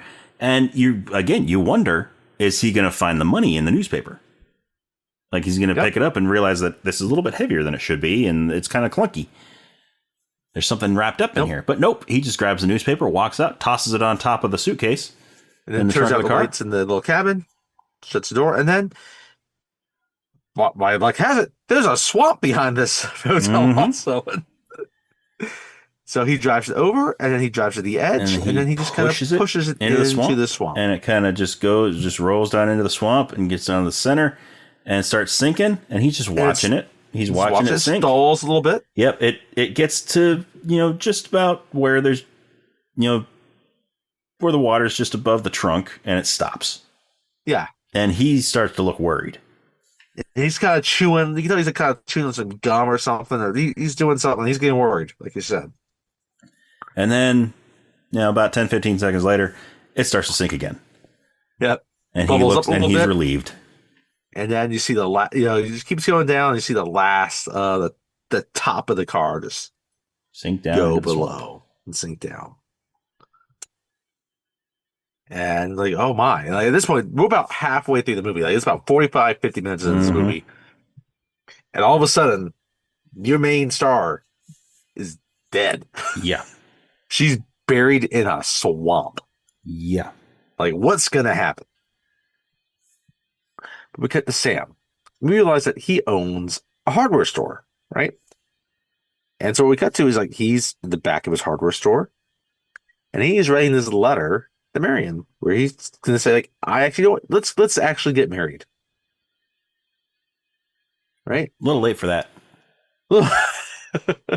And he's got his employee there, he's working the desk, and he's talking to this lady that's middle age, and she's trying to buy some pest control thing, and she's really worried that this might cause the mice to have some pain. Yes, she wants it to be painless. So even in 1960, there were some people out there crazy enough to you know what? No, come on, no, just get rid of the mice as best you can. Anyway, and you can tell the guy she's been here for a while reading this thing, and he just wants her to buy it and get out of there. Right? Yeah. But while they're talking, another woman comes in. She's younger than this other lady, right? And she's about Marion's age. Yeah, about Marion's age. Give or take a couple of years. And she needs to talk to Sam. Oh, Sam, some woman's here to see you.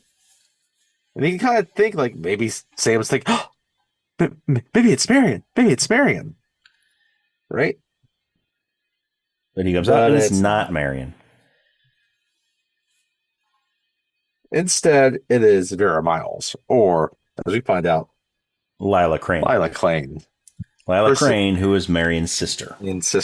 Right? And she wants to know, is Marion here? He's what are you talking about? Why would she be here right now? Right? He is really confused about I'm why writing her a letter. Is. Why would I have to write her a letter if she was here with me? But she's frantic. She is really, really worried about things. It's she didn't come into work the other day, and she was supposed to put $40,000 in cash at the store, and she never dropped it off. It's I have no idea what you're talking about here, lady. Right? And they start having this conversation. Right? It's I is she somewhere here in town? I have no idea where she is. She's not in the store, she's not in this town right now, she's not at my house. I last I saw her was Friday after we had our little lunch rendezvous. Yeah. But I haven't heard from her at all since Friday. So and she's you're getting defensive. You're attacking me. And so finally, things are getting so heated. The other woman has left. He's Bob, how about you go out and get some lunch? It's I brought my lunch with me. It's why don't you go out and eat it out there?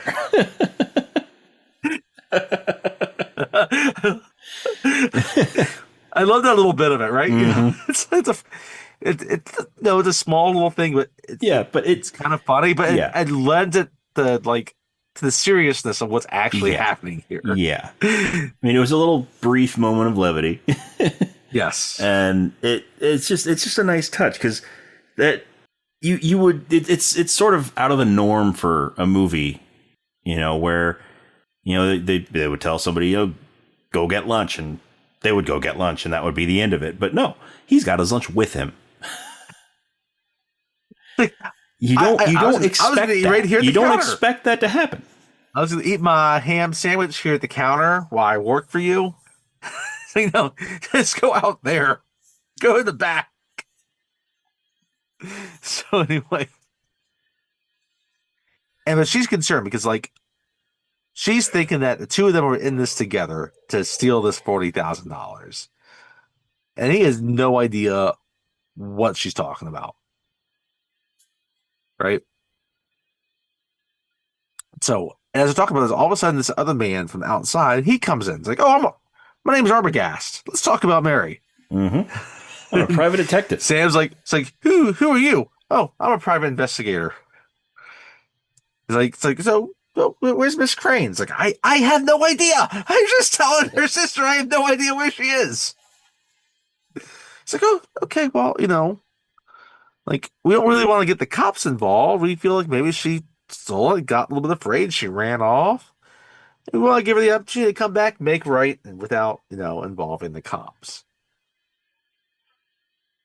Right? So it's like, okay, but I had no idea where she is. Like, okay, but she's got. I found out pretty quickly she's got a boyfriend, you, and usually when a woman steals cash and there's a man involved, she's gonna be where the man is. Yep. So I came to find you.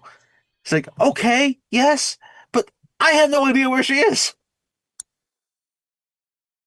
It's like, okay, well, we'll find out about that, right? And so then we cut to this little montage of Arbogast, Martin Balsam, going around town, checking out different motels, right? Because that, it's like, okay, yeah, maybe you don't know where she is, but she probably wants to come to see you. Like, and you get the impression that he has checked out other motels and hotels along the way. Yeah. Until he finally got there, right? Thinking that, and, we have the montage, and finally, this little montage leads him to the Bates Motel. Yep. The Bates Motel. And when he goes up there, this time, Norman, he's sitting outside, a little chair outside the office, eating some nuts, right? And he does the same thing. He's like, oh, okay, yeah, we got 12 vacancies. It's like, well, I guess it's like, I didn't see your sign on. It's like, oh, yeah, the road moved. We don't get many people anymore. We have 12 rooms, 12 vacancies, right? He's eating candy corn. Candy corn's for this, yes. 12 cabins, 12 vacancies. He says again. Yeah. It's like, I don't need a room. It's like, I'm here looking for someone that might have been here. He offers him some candy corn. He does. And he's our very polite. He's like, no thanks. Right. And but they, very quickly, he's just like, no, and I've seen someone that might have been here. Like, have you had anyone lately? It's like, oh, no, we haven't had anyone in months. It's like, oh, well, maybe you've seen something, or maybe there's someone that you forgot. Do you mind if I come in and look at your ledger? It's like, oh, yeah. Sure. Come on in. Right. And when they get in, now at this point he decides, I am going to turn on that sign that says vacancy in Bates Motel. Right? Yeah, so he goes and turns it on, and Arbogast's like, what's that switch that you just pulled? He's like, oh, it's the sign. I was turning it on. The sign. Yep. So, today's Lennon Day. Like, I always like to still keep it Lennon. Like, I know we said, like, we don't get anybody, but, like, sometimes, if I don't change them, we get a musty smell. I just hate that musty smell. I still change the linen once every 2 weeks, whether somebody asks for it or not. He's like, oh, so why are you here? It's like, oh, yeah, I was looking for a woman, a missing person. She's been missing. She came from Phoenix about a week ago. Family wants to kind of forgive her. It's a private thing. And no one's like, I think. Has she been here? It's like, oh, no, I don't think so. I don't think so. Are you sure she couldn't have just come in here and maybe you weren't here? It's like, no, I'm the only one here. right? And he kind of let something slip because as they're talking about, it, I was like, oh yeah, well, there was someone like a week ago. It's like, oh, well, you see right there, like sometimes you kind of easily forget about things that kind of happen. Mm-hmm. You just said earlier, you said like it's been a couple of months since you saw anybody here, Yeah, but now you're saying that there's a right now you woman just here said just someone a was week here ago. last week. It's like, oh. It's like, are you sure you don't want to look at the? I can't look at the register. It's like, okay, okay, here you go. So he gives him the ledger and he opens it up, and sure enough, there's a name from a week ago. And for right away, he clicks like, oh, well, Marion, Samuel. Oh, her boyfriend's name is Yeah, her Sam. boyfriend's name is Sam. So, So he pulls out, he's got a copy of her signature. Yep. So he Oh, compares that that. matches He up. compares the handwriting to that, and it And looks to earlier he be had the a same. photo. He showed her a photo first before any of this. Mm-hmm. And he's like, oh, and Norm was like, oh, no, I've never seen that person before. It's like, do you want to look at this again? It's like, oh, yeah, oh, maybe I do remember her. Like, it's not a very good photo, Mm-hmm. but like, I think I kind of do remember her. Like, yeah, it's like, I think, we had some dinner together. I made her a sandwich. She sat back there. It's like, it's like, oh, okay. Like, you see, yeah. It's like, okay, well, you'll keep talking about it. Sometimes you need to Mm-hmm. talk about it for things to kind of, the picture to come back into your mind, right? But then, as he's talking about it, like he keeps Norman then starts acting suspicious because he's starting to like sound kind of nervous, right? Like he's letting things slip. Like it's like you're talking like a policeman. It's like I didn't say he was a policeman. Mm-hmm. I said I was a private investigator, right? you know, the family just wants to find her. Like she might be in some trouble. They want to find her. So. It's like, well, did anyone else meet with her? Did anyone else meet with her? Did anyone arrive after her? And he's just like, no, no, no, no, no. And then as they're talking, like, he sees the house up there too, right? It's like, oh, he sees, like, it's like, oh, like, is there someone that, he lives up there? It's like, oh, that's my mother, right? It's like, oh, can I talk with her? It's like, oh, she's No, an invalid. she's an invalid. So okay, Oh, well, you sure? should I still talk to her? Like, no, no, no, no. She doesn't. Oh, She's sleeping. but maybe she saw something or heard something. Maybe you didn't hear. That can help me piece this together. But no, no, no. I really think you should leave. So yeah, well, yeah, okay. So he leaves, right? Payphone, a little bit down the road, Mm-hmm. right? And he calls, Lila. He's like, yeah, I know. I went to this place called the Bates Motel. It's like, I went to this motel off the old road. No, he didn't say the Bates Motel. He said, I went to this old motel off the main road. Mm-hmm. I think she was there, and I definitely don't think Sam was with her. But I know she's not here now. I think I think she moved on. know she She moved stayed here on. for a Like night I and think left. I'm satisfied that she was here and she moved on. But you know what? Now that I think about it, the there was the mother there. I would really want to talk with her again, or not talk with her. Actually speak with her. There's a few loose ends here that I'm not satisfied about. Mm-hmm. It's like I'll be back. If you don't hear, I'll be back. I'll be back with you in about an hour or less, right? So he pulls back up towards the motel, and you see Norman with linens go into one of the cabins. Mm-hmm. Right. And if you look at it, like it's two small separate buildings, right? You have the main building, and then there's one building that has like two or three cabins. Yeah. He's going towards that smaller one, right? And we see Arbogast, almost said Pendergast, Yeah. That was a different movie. different movie with Robert Duvall. Yep. Anyway, so he goes into the office and he's looking around, and he goes back in that parlor. And he sees how creepy this parlor is. He's like, that's a lot of stuffed birds, Yeah. right? And he gets out, he keeps looking around, and he looks back up, and he sees the house there. He's like, you know what? I'm gonna go up and walk up to that house. So he goes up, and the door's unlocked. So he, walks in. He's looking And around. the bottle, I mean, it's not super unusual. I mean, it's a little creepy, but not out of the ordinary, really. And he looks up, and how it is, like, there's a stairwell, right? The stairs, like straight in the center as you Mm-hmm. walk in. There's a big landing at the top, and you can kind of see that you go around and like you can kind of still look over it from the top of the landing down Down to over the the main like the level, entry area. right? And he sees a room. It's kind of lit a little bit. You can kind of see there's a light on in that room. So he decides to walk up, right? Yeah. So he goes up and he's looking around. He's looking around. He slowly walks up the steps, looks around. And he gets to the top of the steps, Yeah. And and he's then about to open up a door. but then the door kind of opens for him. Mm-hmm. We just see the bottom. We see the bottom of it kind of Yeah. open in. It opens in, right? So it opens into the room, the Mm-hmm. bedroom. So he goes to walk in there. He's looking But for as he does Norman's that, mother. all of a sudden, we see that figure. It kind of looks similar to the one we saw earlier. Yep. Rush out. Yep. Doesn't seem like an invalid to me. The way this Nope. person's moving. Rushes out, shoves him Down the stairs. downstairs. And slashes at him as he's falling. Mm-hmm. And as this whole shot of him falling, there's like this blood mark, which chocolate syrup again, Yep.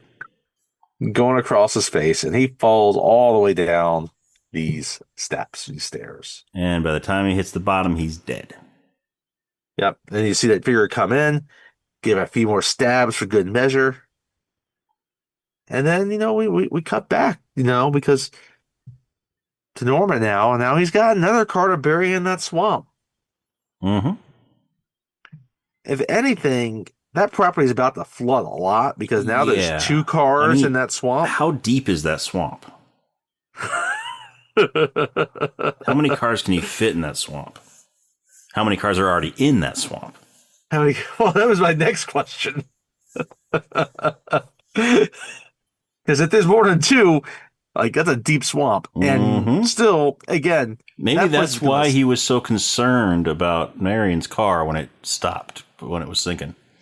Are there too many cars under it?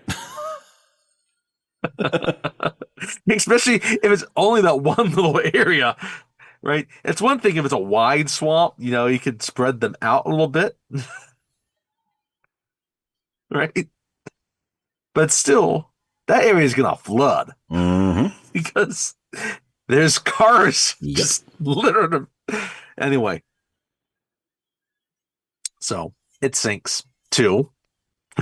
And now we cut back to Leah and Sam, and she is like, it's been several hours now. He said 1 hour or less, and he's not back. Yeah. Right. So they decided they're going to go check it out. Well, they're going to talk to the sheriff first. Oh, yes, that's right. They're going to talk to the sheriff first. So they go to the sheriff's house. Yep. They don't go and talk to him at the sheriff's office. They go and talk to him at his house. Yep. And it's middle of the night, and he, he doesn't seem too happy to be awoken. And to be honest, no. Arbogast seems like a better investigator than the sheriff. Well, I mean, right? The sheriff, it's the middle of the night. I mean, of course, he's not going to want to be woken up from his slumber. I'm going to cut a little bit of slack, yes. And he actually knows Norman. We find out, like, his wife's there. He's like, oh, that must be the Bates Motel. Yeah. I'm so glad that Norman's still around after what happened 10 years ago.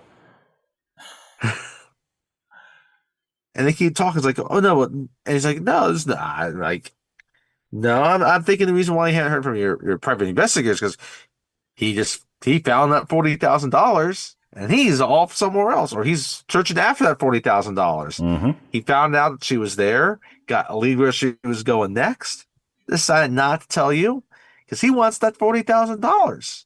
That's what's happening here, right? And he kept talking about how Norman, this guy Norman, was talking about his, how he wanted to talk with this guy Norman's mother, And the cop and the sheriff and the wife keep looking at each other strange about this idea that they want the wife. I mean, the mother. Like his mother died like 10 years ago. Like, they found out that, Norman Green found her dead body with her lover. Like, his father died when he was young. And then, she ended up marrying this other guy. And then she ended up, poisoning him. It was a murder-suicide. It was, and Norman found him. And, Arbogast was adamant about talk to his mother. So, and the sheriff's like, well, if we didn't marry his mother, who did we marry? Or if we didn't bury his mother, who did we bury? I should cut back. So, Sam does check out the motel before both of them do. Yes, that's before. Then they go to the sheriff. He goes by himself and has a conversation with he doesn't see Norman yet. He goes there and he sees a silhouette of some woman. Yes, that's right. Up in the room. Yeah. And so because he brings that up. He's like, I saw her myself. Yeah. So it kind of confirms to him what Arbogast was saying. Mm-hmm. Right. And then so when they start to kind of question things about it, it's like, no, I saw her myself. I went there and I saw a woman up in there, right? In the window. And then when they first talk about how there was a woman there, when how Arbogast wanted to talk to some woman, the sheriff's like, oh, did Norman take a wife? Oh, he took a woman. Not his wife. So, so then they're like, well, if his mother is still alive, if we didn't bury his mother, who did we bury? So we cut the next day. Now, again, it's been about a week. Because they're like, his mother was cremated and buried. That's right. Yes. Yeah, the sheriff specifically says that she was cremated. So we kind of leave it there for right now. And then, like I said, it's been a little bit over a week. It's the next weekend. It's Sunday, and they're doing as people will do at that time, right? As most people did at that time. They go to church. Right? Mm-hmm. And they're leaving church. The sheriff is there, and they kind of have a little talk, and it's still just going to end there. The sheriff's not going to do anything else at the moment because, and I get it from the perspective, there's really not a whole lot else that he can do. All he says is, you should report that money stolen. That way you get the cops involved and help find your sister. That's the best thing you can do. But the thing is, as far as they're concerned, they have basically solved this. They know she was there, and they think that Norman killed her because he found out that she had $40,000 in cash. Yep. I mean, so he killed her for the cash. It's a logical assumption because she did have a purse. Arbogast and Norman saw her purse. Found out about it, right? And got murdered himself. And she had a purse. Mm-hmm. The original state trooper cop there that found her on the side of the road, he knew what was there. Yeah. If she California Charlie knew what was there. Yeah. If she California Charlie's mechanic knew what was there. If she didn't want people to, assume that she had $40,000 in her purse, she shouldn't have brought a purse.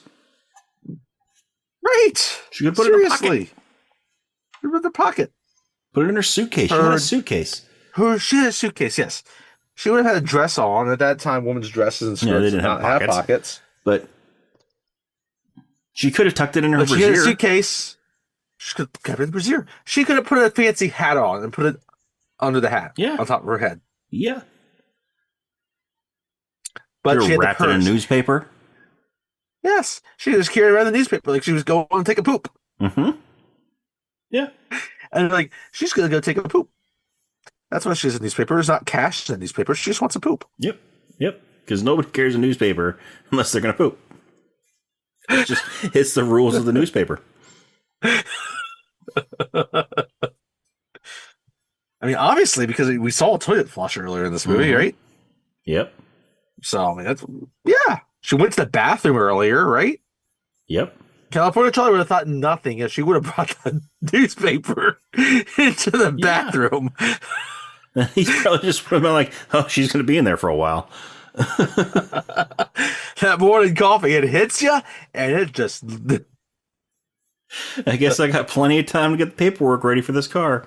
The mechanic's got plenty of time to go over her car. The cop would have been like, "Oh, you got a newspaper there? Yes, I too like to bring a newspaper with me to go to the bathroom." Everybody poops.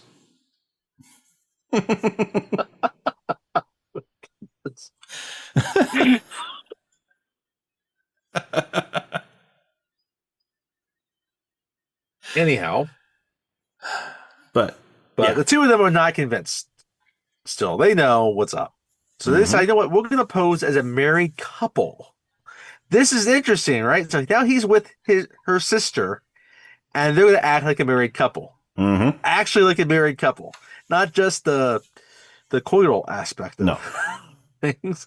They're truly going to act like a married couple. They're going to check into more of a more legitimate motel. Well, semi-legitimate motel. I mean, this one had to have better water pressure than the one at the beginning of the movie. Yeah. Yeah. And it had a hot shower. I would not count on that at that motel at the beginning of this movie. Right? No. So no, the hotel at the beginning of this movie seemed like one of those places that I'll rent it by the hour. I mean, that's heavily implied. Yeah. So, but yeah, here's the interesting thing. Like, they're acting like they're married, which is, not quite whatever actually happens between Marion and Sam.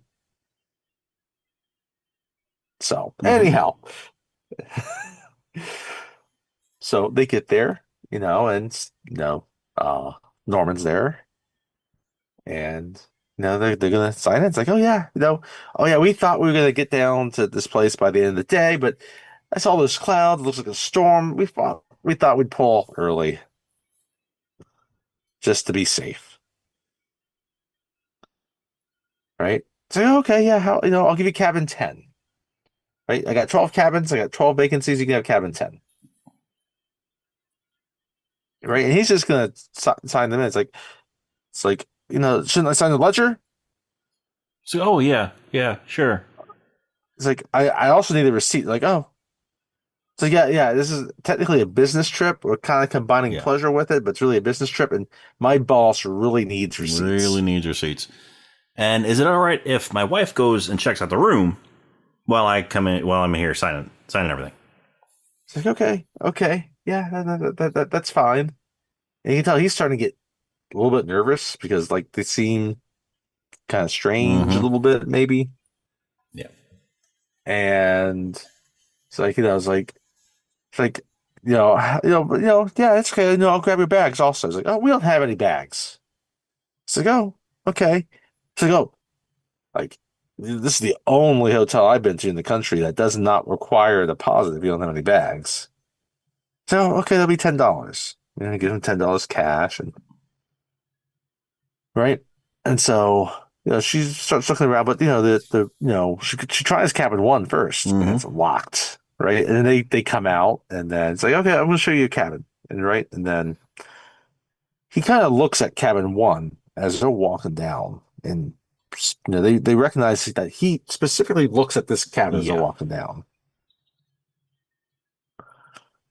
Right. And they get in, he opens up the room for them. It's like, okay, I'll be at the office if you need anything. And, they get a little bit, they see him walk away, and they start having a conversation. It's like, okay,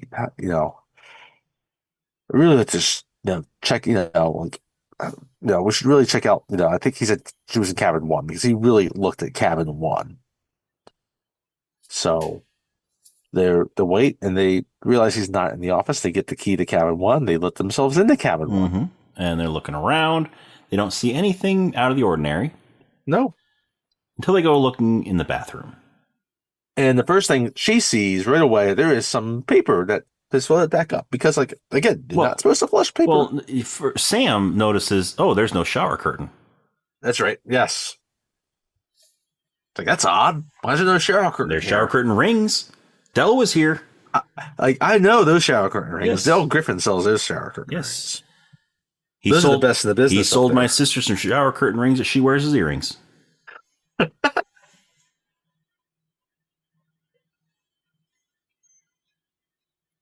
But yeah, and that's when Leela sees that. Oh, what's here in the toilet? I told my sister 1,000 times. You got to give the courtesy flush. Except she found it next to the toilet, not in the toilet though. Oh, she did find it. It had fallen. It had fallen when she threw everything in the toilet. There were one piece apparently fell out. Yeah, well, you did a good job of cleaning that up. Yeah, so she found it on the floor next to the toilet. It's like, oh, and look, there's a figure written on here. It's a number. It looks like it's money that was subtracted from $40,000.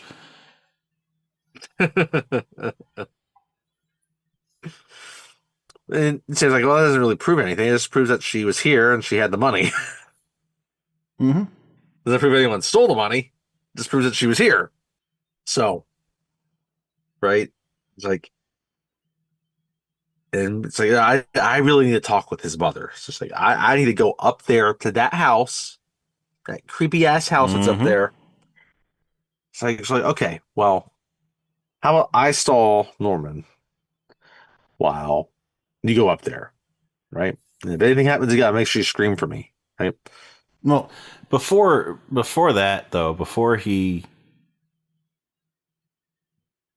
was, yeah, because before he goes to talk to Norman, I'm trying to remember what made him do it, but he needs to go up to the house. Norman needs to go up to the house, and he tells his mom to go to the cellar. Oh, we see that. Take her That's to the right. cellar. Yeah. That it's earlier in the day. We see this before, like the church scene. Like he figures, like at some point, people are gonna come and look around the house. Yes. And he's like, "You gotta go to the cellar, Mom. It's the safest place." Like, you're not taking me down there. No. It's like, I tell you, son. And then you see him carrying somebody down the stairs, down the steps to the fruit cellar. To the fruit cellar. I'm glad you mentioned this. Thank you. That's very, very important. Yes. And so, so that would cut back, and it's like, okay, yeah, well, I'm gonna stall him. You go up to the house, right? And he finds him like out and about on the grounds around the cabins. They start talking, and he starts really pressing him. It's like, yeah, you said like you don't get much business anymore because you're off the main road now. Like $40,000, a lot of money. It's a lot of money right now, right? That could really, really allow you to open a new motel closer to the highway, right? Yeah, and it's like, I don't like the way you're talking to me. Like, and he's starting to like feel the pressure, like this badgering question, this interrogation type thing, right? And of course, he knows nothing about the $40,000. Yeah, but he does not feel. He feels like he's being accused. He feels it, and he feels the interrogation. It's like, where's your wife? And they have a little struggle, and he punches him out, right? And so then he starts running back up towards the house. While all this has been happening, Leela, she's there. Lila, she looks around. Yeah, she looks a little bit around the main floor. The main floor does not seem too out of the ordinary, right? Like we talked about earlier. And she walks upstairs and she looks around the different doors, and then she opens one of the doors. And this is big ass bedroom. And it's got a 4-post bed. It's got this huge bureau in there, and she's looking around, and there's this creepy thing with these hands holding each other, but they're just hands. Like they've been cut off. She's like, yeah. And she looks into the bureau, and like the clothes look like they were like the old woman's clothes. And then just look like they've been kind of like almost like mothing. Just Yeah. They've been there for a while. For a And she long sees this, time. she picks up this comb, which, again, ugh. And then the thing that gets me about me every time with this scene when I watch it, she goes over the bed, and there's just this Yeah, there's indentation this that's just, indentation of, somebody's been laying there for a long time and and not then moving. she touches it, and I'm just like, this creeps the shit out of me every time I Mm-hmm. watch this scene in this bedroom when she's walking around and like Mm-hmm. she looks. There's one point when she looks at because like there's this mirror that's on the bureau, and then a long mirror like the dressing Yeah. mirror in the corner, And and she she she catches catches sight of her, her own yeah, reflection. and she gets scared. She gets startled for a minute because she sees her reflection in the mirror behind her, and it's that she thinks there's somebody standing behind her. Yeah, And so she turns around right. and sees that other mirror. It's so unsettling. I mean, this is Mm-hmm. again like this is why like Hitchcock is The master of suspense. master suspense. Like this is like at his finest. Is this whole setup like this the whole set of this the way he sets it up and this movie uses a lot of music but doesn't use a lot in this scene. Mm-hmm. It just builds in that dread and you know what's happening down there at the bottom of the hill. Yeah. And all of a sudden, like this is the room where like this old woman's supposed to be, but like Norman carried her down, even though was strong enough to kill a grown man Yeah. in Arbogast. Like you could maybe You can maybe conceivably believe argue that she murdered a woman. Yeah. By catching her off guard. Yes. So, but yeah, there's nothing else in this room, but that indentation there is just Mm-hmm. entire thing is just sunken into the shape of a body that's been laying on its side. And so she leaves and she goes down and she sees that there's steps down in this basement. And as she's going down the steps of the basement, she hears Norman running up towards the front door and he opens it, right? And he starts going up the stairs to the top level. And she thinks about running out the front door. But then she decides she sees the door of the basement by the steps. She opens that. So she goes down into to the cellar. cellar.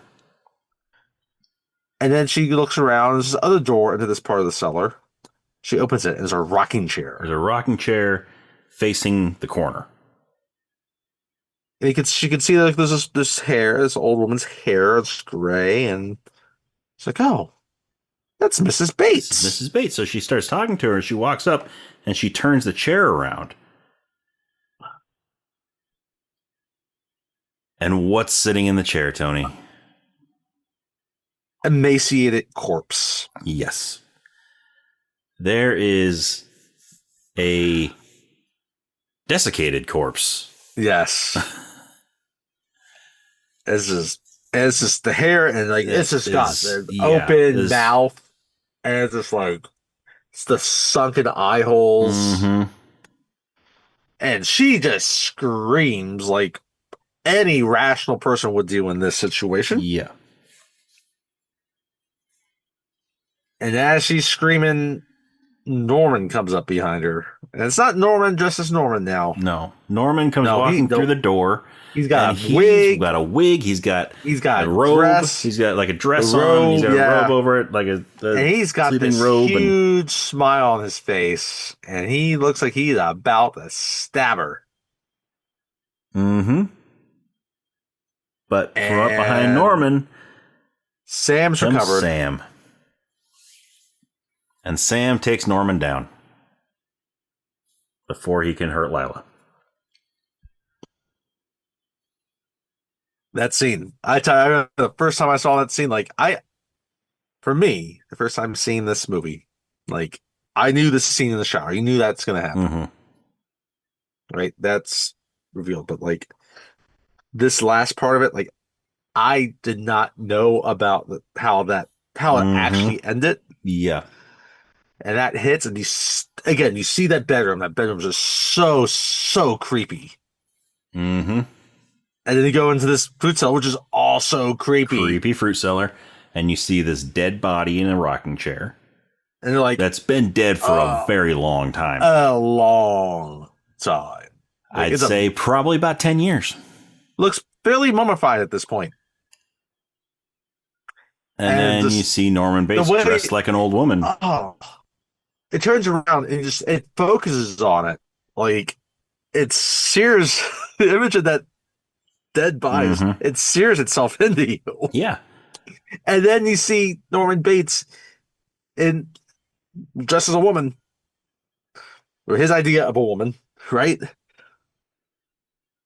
Ready to kill somebody. Yeah. Boom. I mean, and you can understand everything now, not just the breaking the taboos about like, oh, just this casual sex, right? Yep. Nope. Or like, oh, we're not married. All this. Oh, no, someone in the shower, watching someone in the shower, right? Nope. No, like you could see everything, like why was taboo breaking in. Even this scene at the end, necromancy. This scene movie. At the end, like even if this was done in the movie of the day, like this would be pretty like having someone dressed as a woman like that, a man dressed as a woman, that's his mother, pretending to be his mother, like, well, pretending to be or thinking. Because we get to this in just a few minutes here. We'll get to it in just a minute, but like there is serious Oedipal things going on here, and yes, even I mean, if you know the story about Oedipus, complete like, with corn dogs.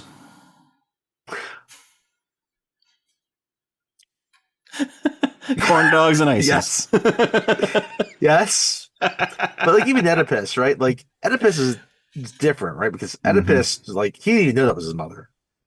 Yeah, right. It just happened to be his mother, and then he decides like, that's a lot to live with.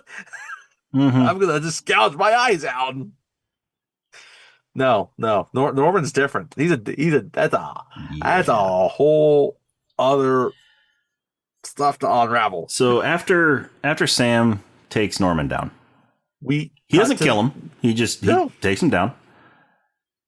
We cut to the police station. Yes, we cut to the police station, and they're all sitting in a room. Yep, you got the sheriff there. You got the two of them. You have another guy. You have some deputy that's there, and then someone else. And then this guy walks out. It's a psychiatrist. And he has spent the day speaking with Norman. Yep. And speaking with Norman's mother. I know what happened. I got the whole story from Norman, or rather from the mother. And they're like, wait, what? They had to cut him off. Like, what? The mother, like, she's dead. Like, well, okay, here's the thing. So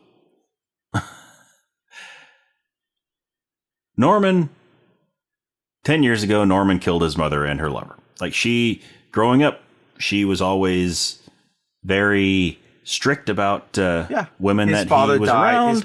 He was young when his father died, and his mother was everything. And she got very jealous of any woman that he would bring home.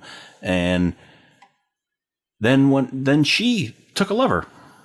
And he got jealous of that. And so he poisoned them one night, 10 years ago. And ever since then, he has kept his mother in the house. Yep, he stole her body. And he preserved it somewhat. Dressed it up, moved it around. And it basically created another personality in him. There was Norman, and there was Norman's mother. And so he became his mother. And sometimes they would just go ahead and have his conversations together at the same time. Yeah. Kind of like Gollum and Smeagol. Yeah. And so when I tell you that I heard this information from his mother, I heard it from the part of him that believes Norman side, the mother side of Norman. Yes, the part of Norman that believes he is his mother. And then sometimes, no, he would, if there was a girl that would come along, he might feel threatened by that. And so, but mother could not have that. His mother could not have it. She would need Norman to herself. So the mother's side would kill. Like, do you have any missing person cases? Right? And then someone over there is like, yeah, we have we have a few. Are they young girls, young woman?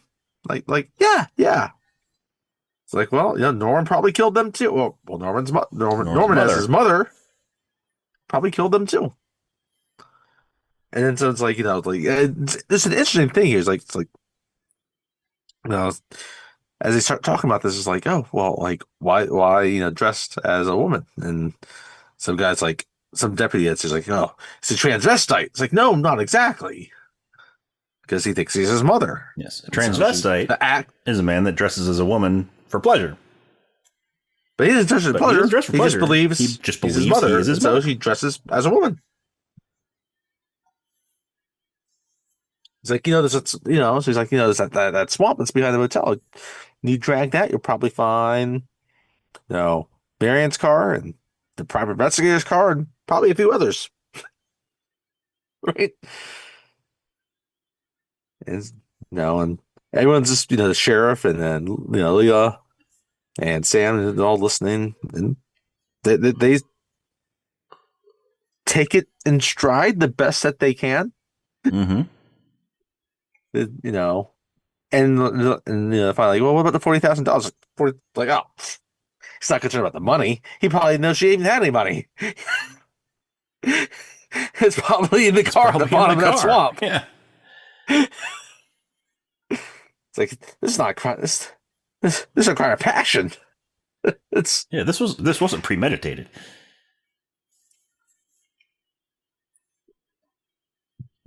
And so, like, oh, okay, that's the most fucked up thing we've ever heard, but okay. Mm-hmm. And then, so the deputy comes in. It's like, he wants a blanket. Can he have a blanket? The psychiatrist is like, yeah, he can have a blanket. He can have a blanket.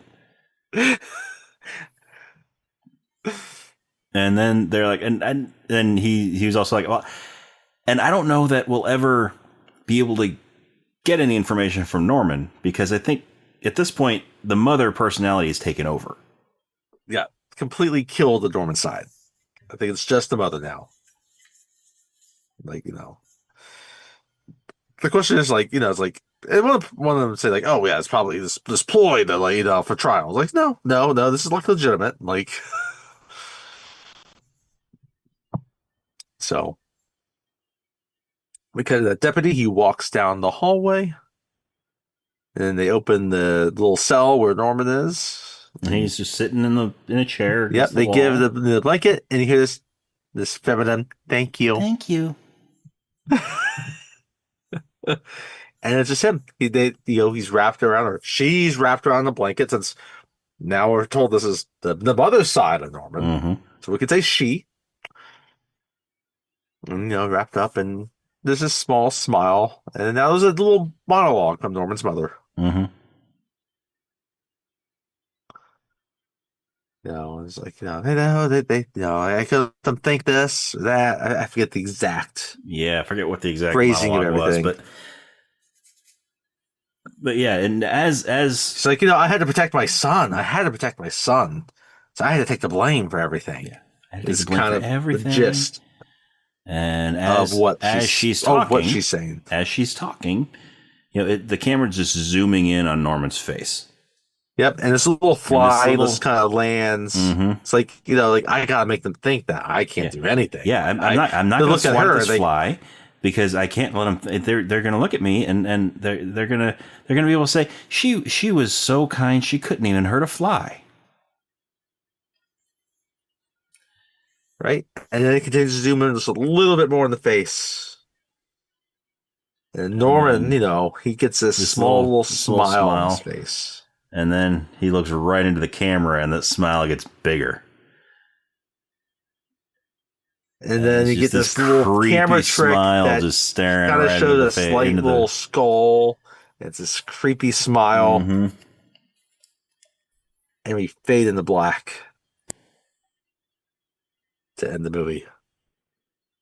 Yeah. A movie about a mother and a son. In the same body. In the same.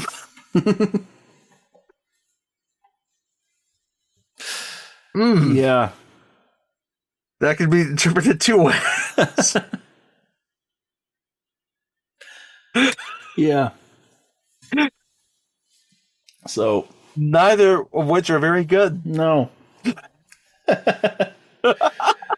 But yeah, it's a story about a mother and her son. We didn't say it was a happy story about a mother and son. It is a pretty twisted story about a mother and son. Yes. But you can see why this movie has endured. Because it is well made. It is very well made. It's well acted. And it's well acted.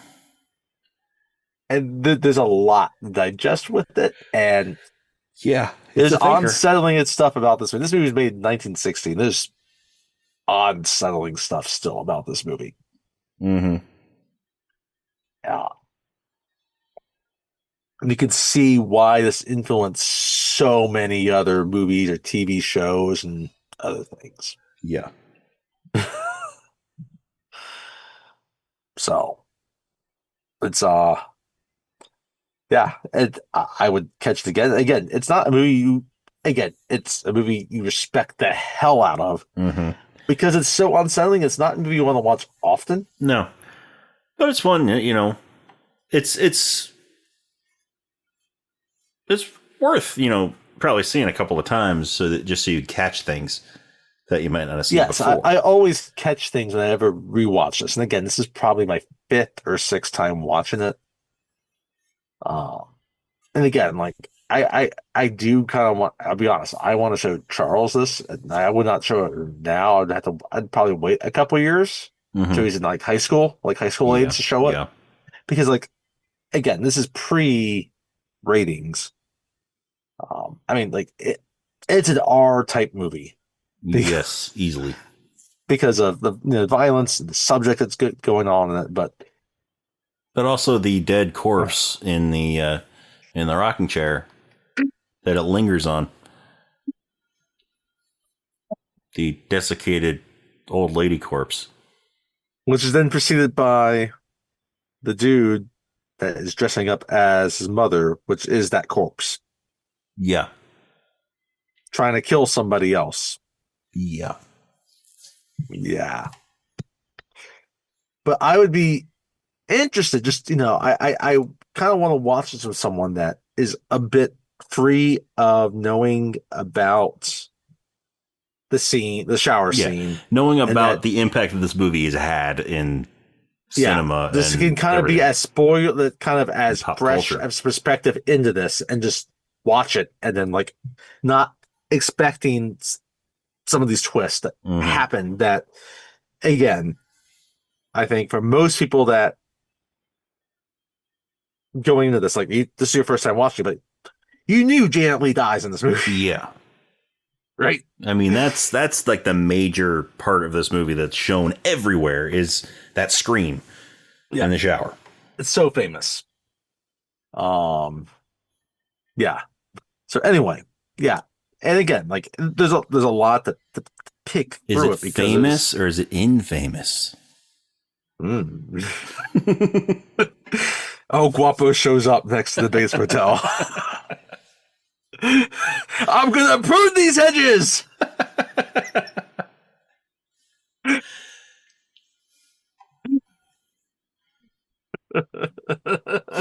Gonna ride off on the stuffed owls.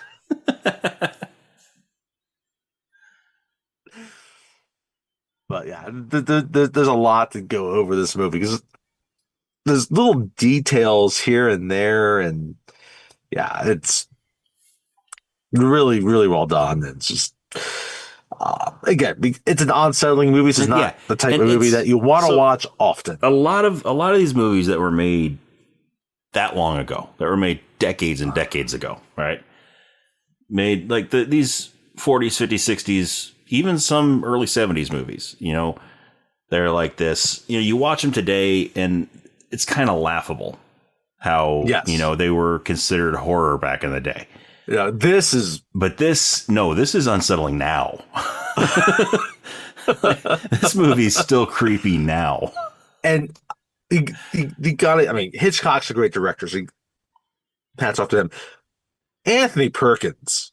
Yeah, he plays this role brilliantly.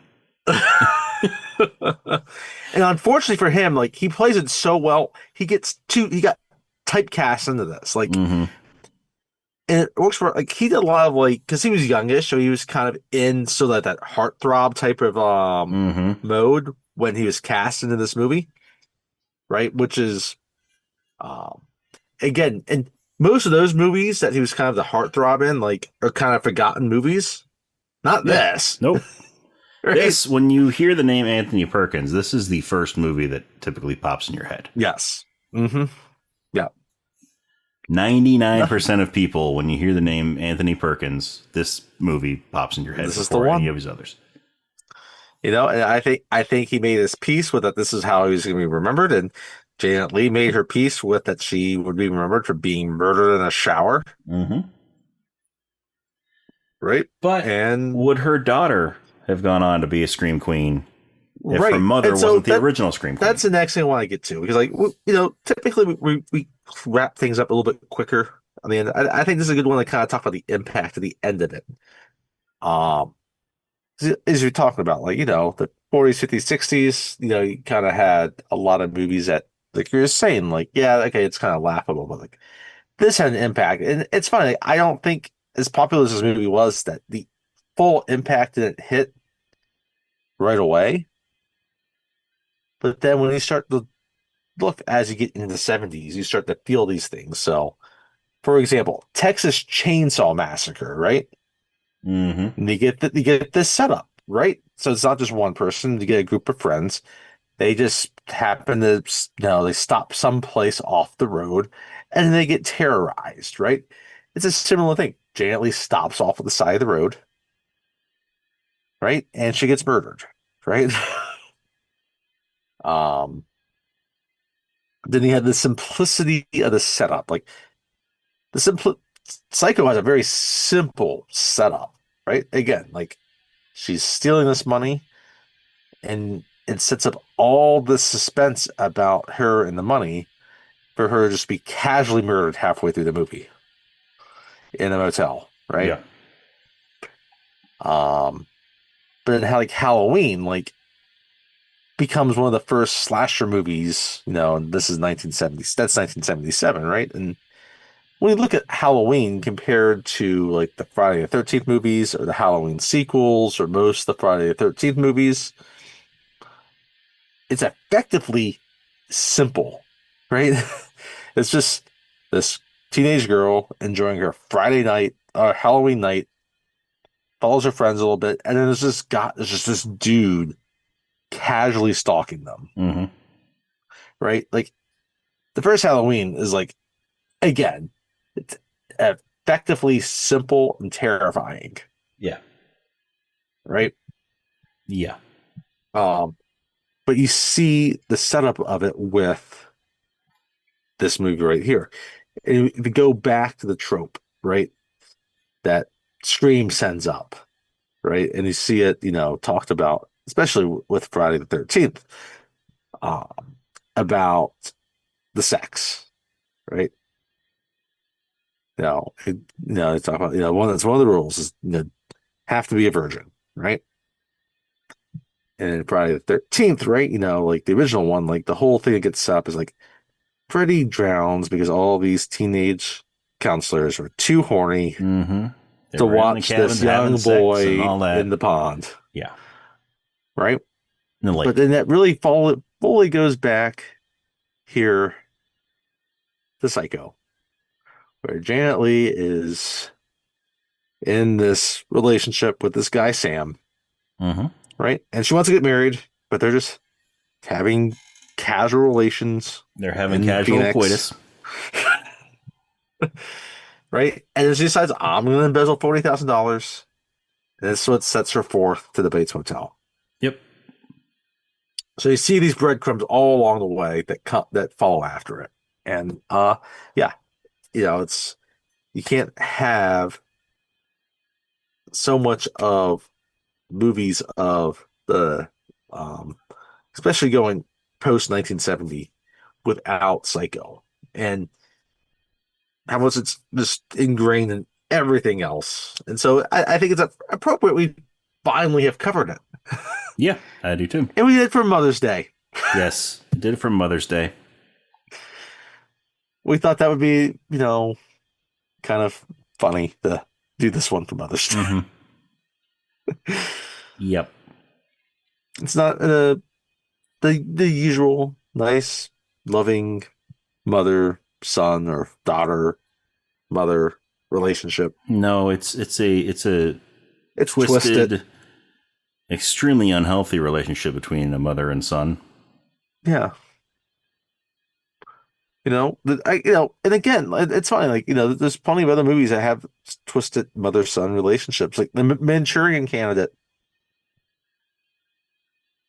right? Yep. There's probably some good movie out. There's probably a good movie out there about a more respectful mother-son relationship. Yeah. The Passion of the Christ. But then that's also about the crucifixion. That's kind of extreme too. So it's not exactly a happy movie. Yeah, that's kind of extreme. Just a little bit. So, but there are good examples out there of mothers and sons or daughters that love each other and have a perfectly healthy relationship. Yeah. But I think bringing this one in was a good way to. I think Mother's Day was a good way to do Psycho. I do too. I agree. But yeah, I don't think I have anything else really to say. I don't think so either. Well, I mean, there's a lot more that we could say. There's a lot. There's a lot that we could do tear a full this movie for, 12 episode series on this movie that breaks into themes and motifs, and just you could do probably 2 or 3 episodes on the shower scene itself. Yeah, but we're not going to do that. So, that's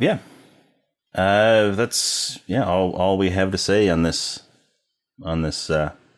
discussion about this movie, about this classic Hitchcock movie. So, yeah, if you enjoy what you're hearing, then go ahead and check us out on our social media. We are Rob and Tony's Cinematic Adventure on Facebook and Instagram and Threads. The and is spelled out. A-N-D. It's not an ampersand like the name of the podcast. We're also on X or Twitter. That is R&T Cinematic. And then we are on Letterboxd. That is Cine Adventure or Sign Adventure. So you can go on there and you can see our reviews that we've done on various movies. Some we've done on the podcast, some we haven't done, some we will do, some we won't do.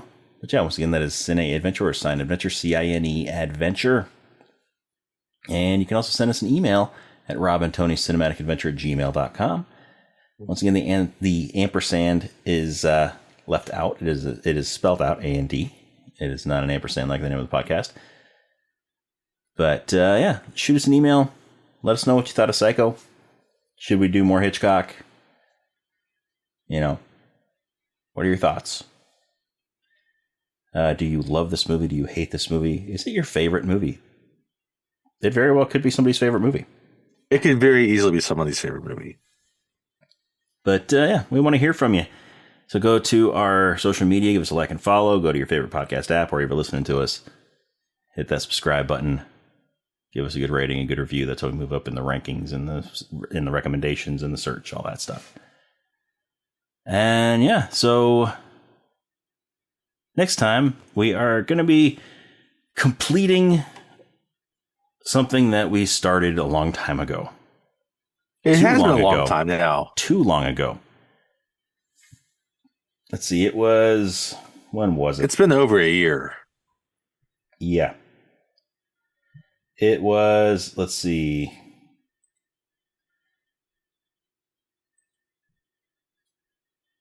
Last June. Okay. June not 2025. So almost a year. Almost a year ago. So it's actually pretty fitting that we're doing it now then, because it was, during our summer blockbusters last year that we talked about the first two movies in this series. But we are going to complete the John Wick series. We did 1 and 2 back last June, and so now we're going to do 3 and 4. So the next episode is going to be John Wick Chapter 3, Parabellum. I'm going to say Parabellum. This one actually has a subtitle to it. And then the episode following that will be John Wick Chapter 4. I'm glad to get back to these. I am too. Not because I always enjoy watching John Wick or Keanu Reeves just, kill everybody. Mm-hmm. But, it'd be good to talk about them again. We did it a while ago, and I think we've been trying to find the right spot to do it, and now we have it. Yes. So, we are going to be talking about John Wick Chapter 3, Parabellum next time, so that we can get our John Wick fix on. And, it'll be fun. It's been a while since I've seen this movie. It has. And we get a Halle Berry. Yes. Halle Berry with a couple of dogs. Yes. Belgian dogs. Not German dogs. These are Belgian dogs. These are Belgian ones. But yeah. And we get all that wonderful John Wick goodness. Yes. Yes, we do.